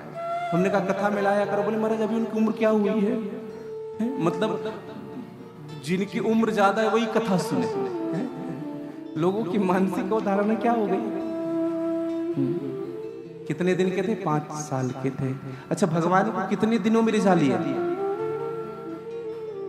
हम सब भागवत कथा सुनते हैं, कितने महीने में था? 5 महीना। 5 साल का बच्चा 5 महीने में भगवान को रिझा लिया। हाँ। ध्रुव जी महाराज ने भगवान को स्वीकार किया। एक निवेदन करो, आपने कथा श्रवण की होगी। ध्रुव जी महाराज की 2 माएं थी, सुरुचि और सुनीति। लेकिन सुरुचि का व्यवहार अलग था, सुनीति का व्यवहार अलग था। अच्छा, विचार करिए, राशि एक ही है। कई बार हम लोग पेपर पढ़ लेते ना, मेष राशि में ये लिखा है। अच्छा, अरे आपकी ही थोड़ा है, कितने हैं? अच्छा, राम की राशि एक थी कि नहीं? राम और रावण की राशि, कृष्ण और कंस की राशि। अच्छा, डॉक्टर और डाकू की राशि सही है ना? एक है कि नहीं? आप देखेंगे डाकू के नाम के सामने कुख्यात लिखा जाता है, डॉक्टर के नाम के सामने प्रख्यात लिखा जाता है। अच्छा, एक मजे की बात बताए, दोनों मुंह ढक करके आते हैं, डॉक्टर भी और डाकू भी। अच्छा, दोनों मारेंगे, एक बता करके मारता है, हाँ यहां साइन करो, हमारी कोई गारंटी नहीं, और वो बिना बताए शूट कर देता है। अच्छा, दोनों शस्त्र रखते हैं, डॉक्टर छोटा, डाकू बड़ा, लेकिन अंतर क्या है बताएं भैया दोनों में? एक जब भी शस्त्र उठाता है किसी को बचाने के लिए, और दूसरा जब भी शस्त्र उठाता है किसी को मारने के लिए। ये अंतर है। तो नाम से कुछ नहीं होता, राशि स्वभाव हमारा, हम कैसा जीवन जीते हैं ये महत्वपूर्ण है। ध्रुव जी महाराज के जीवन में जो संस्कार है वो उनकी मां सुनीति का है, इसलिए तो पिता के गोद से ध्रुव जी महाराज को उतार दिया गया, और मां के सन्मुख जब आए तो मां ने कहा कि बेटा पिता के गोद में क्या बैठना, परम पिता का गोद स्वीकार करो। और ध्रुव जी महाराज परम पिता के गोद को, और नारद जी ने ध्रुव जी महाराज को दीक्षा दी। समझिएगा कितने दिन के हैं ध्रुव जी महाराज? 5 साल के। कुछ लोग पूछते हैं महाराज जी दीक्षा लेने का सही समय क्या होता है? मैं तो कहूं दीक्षा लेने का सही समय है बचपना। बचपन से जो व्यक्ति बुढ़ापे में भक्ति करता है ना, पूजा पाठ नियम धियम माला करता है, उनका आने वाला जन्म सुधरता है। जो युवा अवस्था में पूजा करे, पाठ करे, ध्यान करे, दान करे, उस व्यक्ति की बुढ़ापा सुधरती है। और जो बचपने से भगवान के चरणों में लग जाए उसकी जवानी भी सुधर जाती है, उनका बुढ़ापा भी सुधर जाता है। इसलिए अपने बच्चों को बचपने से ही सदगुरु के चरण में डाल दीजिए। हाँ। जब बच्चे को बनना होता है ना, लोग हर मोड़ पर रुक रुक के ठहरते क्यों हैं? जब इतना डरते हैं तो फिर घर से निकलते क्यों हैं? मैं न जुगनू हूं, न दिया हूं, न कोई रोशनी हूं, फिर भी रोशनी वाले मेरे नाम से जलती क्यों हैं? जवानी का जो समय होता है, सभी भाई बहनों से मेरी प्रार्थना है, जवानी का जो समय होता है संभलने के लिए, कुछ करने के लिए, लेकिन सब लोग यहीं आकर के बिगड़ते क्यों हैं? इस समय है संभलने का, युवा अवस्था मिली है, संभल जाइए। कुछ करना है जिंदगी में, ये जवानी ही है जो आप कुछ कर सकते हैं। हाँ।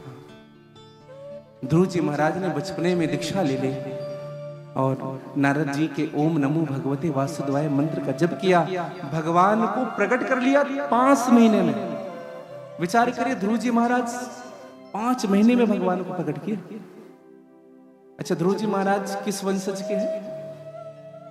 मैंने भी निवेदन किया था स्वाम्भय मनु के दो पुत्र हुए, प्रियव्रत और उत्तानपाद। तो उत्तानपाद के पुत्र ध्रुव जी महाराज।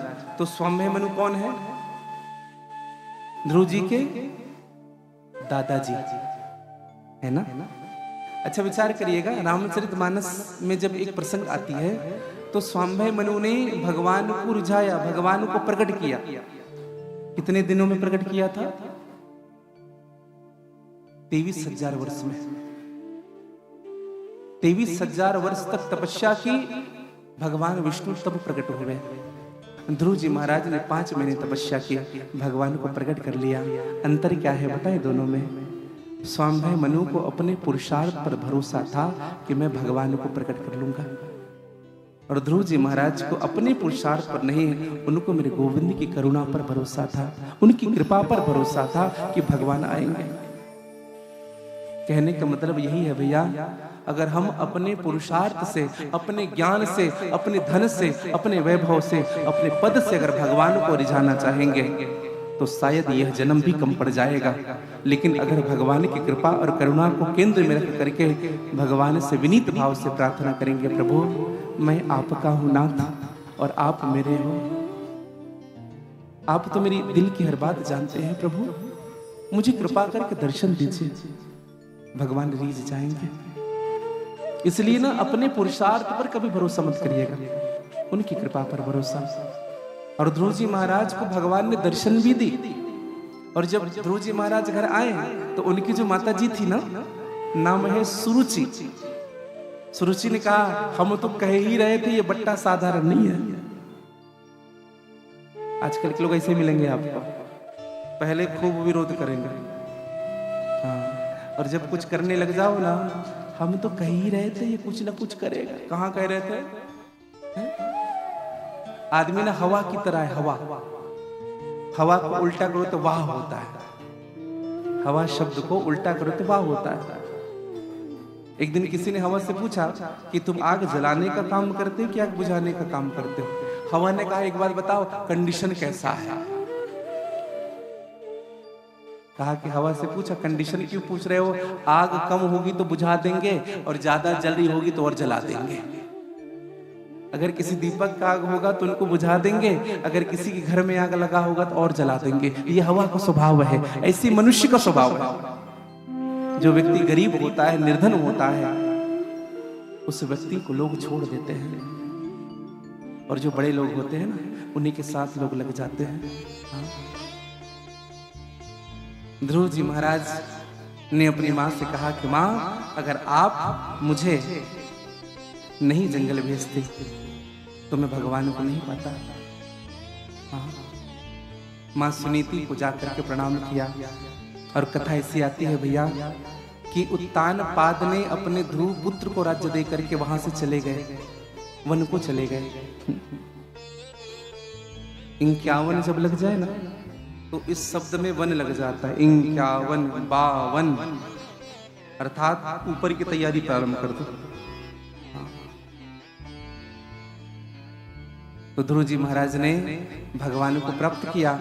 ध्रुव जी महाराज जब स्वधाम जाने वाले थे तो उनके लिए विमान भेजा गया। जब भगवान ध्रुव जी जब जाने वाले, उनके लिए विमान, और विमान के सन्मुख स्वयं मृत्यु सर नीचे करके झुका हुआ है। ध्रुव जी महाराज एक शरण मृत्यु के शीश पर, दूसरे शरण विमान पर रखते हैं। और ध्रुव जी महाराज ही नहीं गए स्वर्ग को, तो उनकी मां सुनीति भी गई स्वर्ग को। जिनका बेटा भगवत भक्त हो जाता है, जिनका बेटा भगवान का दास हो जाता है ना, उनके माता पिता जीते जी स्वर्ग देख लेते हैं। इसलिए अपने बच्चों को वो सीख दीजिए। मैं तो कहूं अपने बच्चे को आप संस्कार दीजिए, कार मत दीजिए, संस्कार दीजिए। हाँ।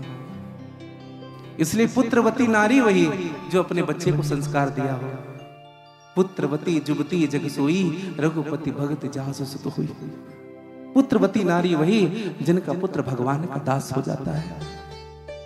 और भागवत जी में स्पष्ट कहा गया है कि जहां भगवान की कथा होती है, भागवत होती है, वो कुल पवित्र हो जाता है। कुलम पवित्रम जननी कृतार्थ। वो कुल पवित्र हो जाता है, उस जननी का कोख धन्य हो जाता है। यहां तक से भागवत जी में लिखा है, स्वर्ग स्थित पितरोपि धन्य, स्वर्ग में जो पितर होते हैं वो भी धन्य हो जाते हैं। आज ये बात कहने में मुझे अतिशयोक्ति नहीं होगी, संकोच नहीं होगा कि आज तोमर परिवार के द्वारा अपने माता पिता के नाम से श्रीमद् भागवत का ज्ञान यज्ञ रचा गया है। ऊपर से माता पिता भी देख करके धन्यवाद दे रहे होंगे कि बेटा आज आपने हमारे जीवन के कल्याण के लिए इतना बड़ा यज्ञ रचा। पूरी माता पिता नहीं, पूरे पितर ये बात विचार कर रहे होंगे कि आज आपने मुक्ति दाने ने गर्जती, मुक्ति देने वाले शास्त्र की रचना आज आपने हमारे परिवार में कर दिया। और मैं तो कहूं, जहां जीव जंतु हैं, चाहे जलचर हो, थलचर हो, नभचर हो, सबको भगवान की कृपा मिल रही है।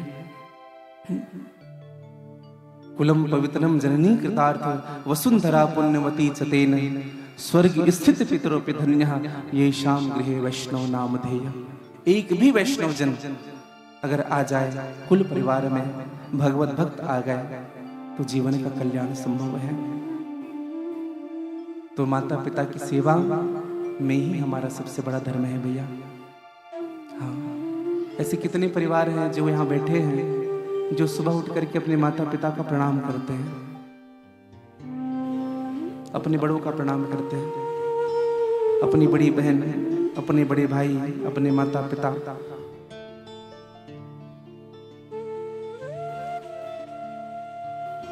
एक निवेदन करूं आप सबसे, आज ध्रुव जी के चरित्र को श्रवण करके ना ये भाव जरूर अपने जीवन में रखिएगा कि आज हम जब घर जाएंगे ना, तो आज से ही प्रारंभ करेंगे सुबह उठ करके अपने से बड़ों का प्रणाम करना। ऐसे तो कथाएं 3-4 बार हो गई है। कथा के विश्राम में मैं सबसे कहता हूं, ये वचन दो, और सब बड़े, लेकिन हाथ जब अभी उठाने की बारी आई तो हमें लगता है कि पहले आप नहीं आ रहे होंगे कथा में। तो मेरी प्रार्थना है, आज आप जब घर जाए ना, तो आज एक सीख लेते जाइएगा। निवेदन करूं, आज के बाद हम अपने से बड़ों का प्रणाम प्रातः उठ करके करना प्रारंभ करेंगे। ये जीवन में उतारिएगा। कौन कौन करेगा? सीधे ऊपर करें। धन्यवाद। कल और पूछूंगा किस किस ने किया। जरूर करिएगा। ध्रुव जैसा संतान भी जीवन में आ जाए, एक भक्त भी आ जाए, तो जीवन धन्य हो जाता है। ध्रुव जी का चरित्र हमको यही सिखाता है कि हमें कभी भगवान के प्रति आस्था नहीं खोनी चाहिए। अगर हमारे जीवन में कठिन परिस्थिति आ रही है, तो इनको भगवत कृपा समझ करके स्वीकार करते रहिएगा, क्योंकि हमारे अब आने वाला जीवन कुछ अच्छा होने वाला है। क्योंकि हम चलना सीख रहे हैं, इसलिए हमको बार बार गिराया जा रहा है। हम अनुभव ले रहे हैं अपने जीवन में आगे चलने के लिए। हाँ, ये हमारे जीवन में भाव बना रहे। और इन्हीं शब्दों के साथ वाणी विराम दूंगा। वाक्य को पुष्पांजलि। और ध्रुव जैसी भक्ति, ध्रुव जैसा प्रेम, ध्रुव जैसी श्रद्धा आप और हम सबके जीवन में बना रहे। और यह जो हमारी लगन है ना, हमारी यारी जो बनी हुई है, ध्रुव जी की तरह भगवान के चरणों में बनी रहे। बड़े भाव से गा लीजिएगा। बोलो ध्रुव जी महाराज के, बाके बिहारी मेरे कुंज बिहारी, बाके बिहारी मेरे कुंज बिहारी। किस किस को लगन लगा है? अच्छा, कल भगवान कृष्ण का जन्म होगा। कल भगवान संध्याकालीन हम सब मिलकर के जन्मोत्सव मनाएंगे। हाँ, तो सभी ध्यान रखेंगे। सभी पीली साड़ी धारण करके आएंगे, हमारी माताएं, हमारी बहनें। और हमारे जितने पुरुष जन विराजित हैं, सब धोती और कुर्ता पहन करके आएंगे, भारतीय वेशभूषा में। कौन कौन आएंगे? हाँ, पीछे वाले हमारे भाइयों से भी निवेदन है, आप लोग भी आ जाए तो बड़ी कृपा हो। हाँ, और बड़ी भाव के साथ गा लीजिएगा। लागी तुम संग यारी मेरे बांके बिहारी, बांके बिहारी मेरे कुंज बिहारी। कौन कौन लगन लगाना चाहता है भगवान के साथ? बड़ी आनंद और मस्ती के साथ गा लीजिए, झूमते हुए।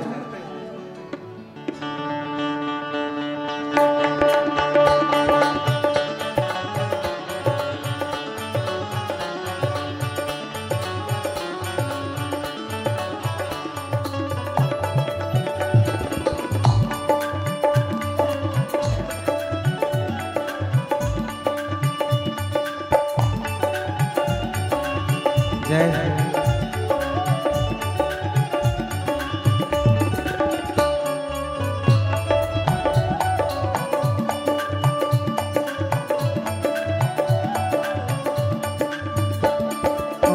लागे तुम संग यारी मेरे बांके बिहारी, लागे तुम संग यारी मेरे बांके बिहारी। ओए लागे तुम संग यारी मेरे बांके बिहारी, लागे तुम संग यारी मेरे बांके बिहारी। मेरे बांके बिहारी मेरे कुंज बिहारी,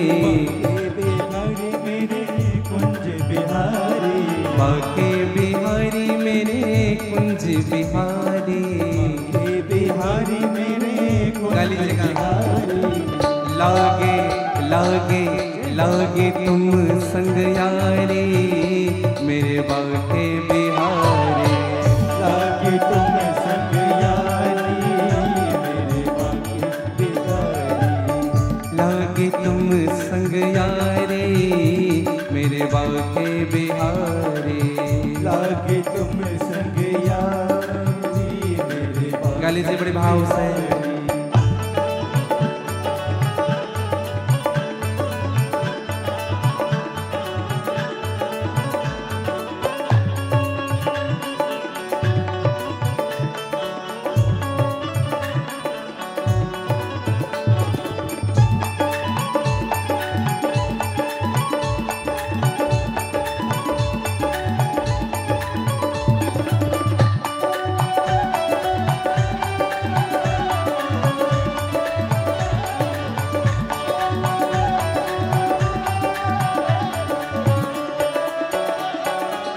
कटी में पीताम्बर गले में है माला, कटी में पीताम्बर गले में है माला, कटी में पीताम्बर गले में है माला, कटी में पीताम्बर गले में है माला। मुकुट को धारण किए हैं गोपाला, मुकुट को धारण किए हैं गोपाला, मुकुट को धारण किए हैं गोपाला, मुकुट को धारण किए हैं गोपाला। एक बात बताएं आपको, हमारी मैया नाच रही थी। ये प्रेम की बात है भैया। हाँ, ऐसा नहीं कि भगवान के लिए किसी के हाथ को पकड़ करके खींचने की जरूरत पड़ती। तो हमें लगता है कि मैया में जितना जोश है शायद भक्ति में, तो थोड़ी आनंद के साथ बड़ी गा लेगी जगह। घुंघराली घुंघराली घुंघराली लटकारी तारी मेरे बांके बिहारी, घुंघराली लटकारी तारी मेरे बांके बिहारी, घुंघराली लटकारी तारी मेरे बांके बिहारी, घुंघराली लटकारी तारी मेरे बांके बिहारी। ओए लागे तुम संग यारी मेरे बांके बिहारी, लागे तुम संग यारी मेरे। गा लीजिएगा थोड़ी आनंद से।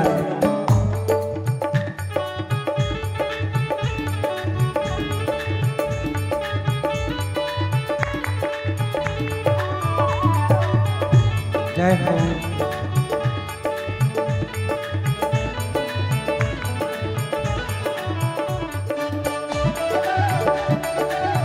जय हो।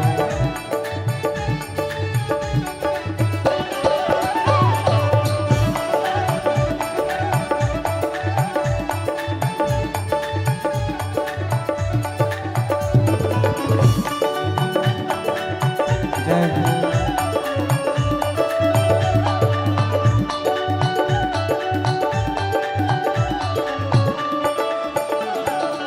सावरी सूरत के दर्शन पाऊं, सावरी सूरत गा लीजिएगा। दर्शन पाऊं, मुरली मनोहर।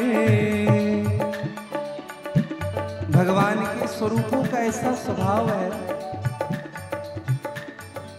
जब से भगवान के स्वरूप को देखा है ना, जब से देखा है, सावरी सूरत के दर्श तुम्हारे, सावरी सूरत के दर्श तुम्हारे, मुरली मनोहर जब से निहारे, मुरली मनोहर जब से निहारे, मुरली मनोहर जब से निहारे, मुरली मनोहर जब से निहारे, बन बैठे बन बैठे बन बैठे तेरे पुजारी, मेरे बाके बिहारी, बन बैठे तेरे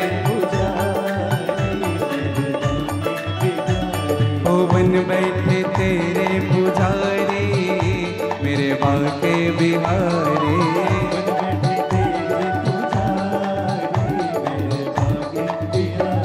ओ लागी तुम संग यारी, मेरे बाके बिहारी।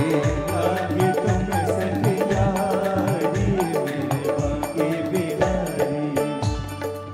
देखो लागी लगन अगर हमारे जीवन में ना, हमें लगता है 2-4 लोगों का लगन है, क्योंकि जब लगन लगती ना पैर जमीन में ही ठहरता।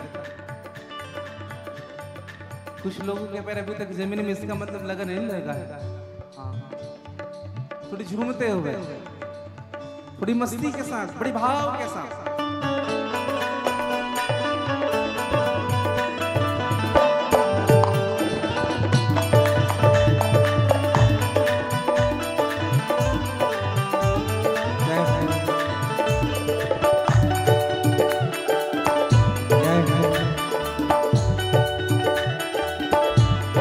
एक बार कह लीजिए सभी राधे राधे, जय हो।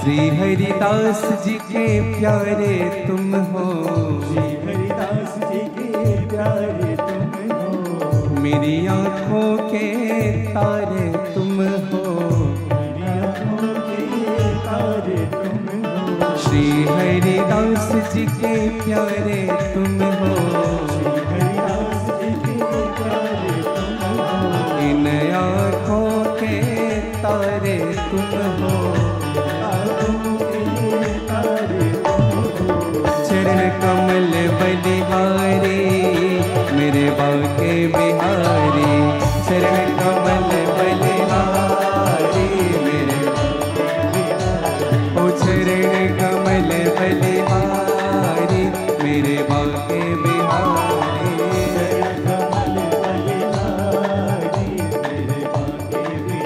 मेरे बाके बिहारी, मेरे कुंज बिहारी, बाके बिहारी मेरे कुंज बिहारी। गले से बड़े भाव से हाथ पसार करके, लागे लागे लागे तुम संग यारी, मेरे बाके बिहारी, लागे तुम संग यारी, ओ चरण कमल बलिहारी, मेरे बाके बिहारी।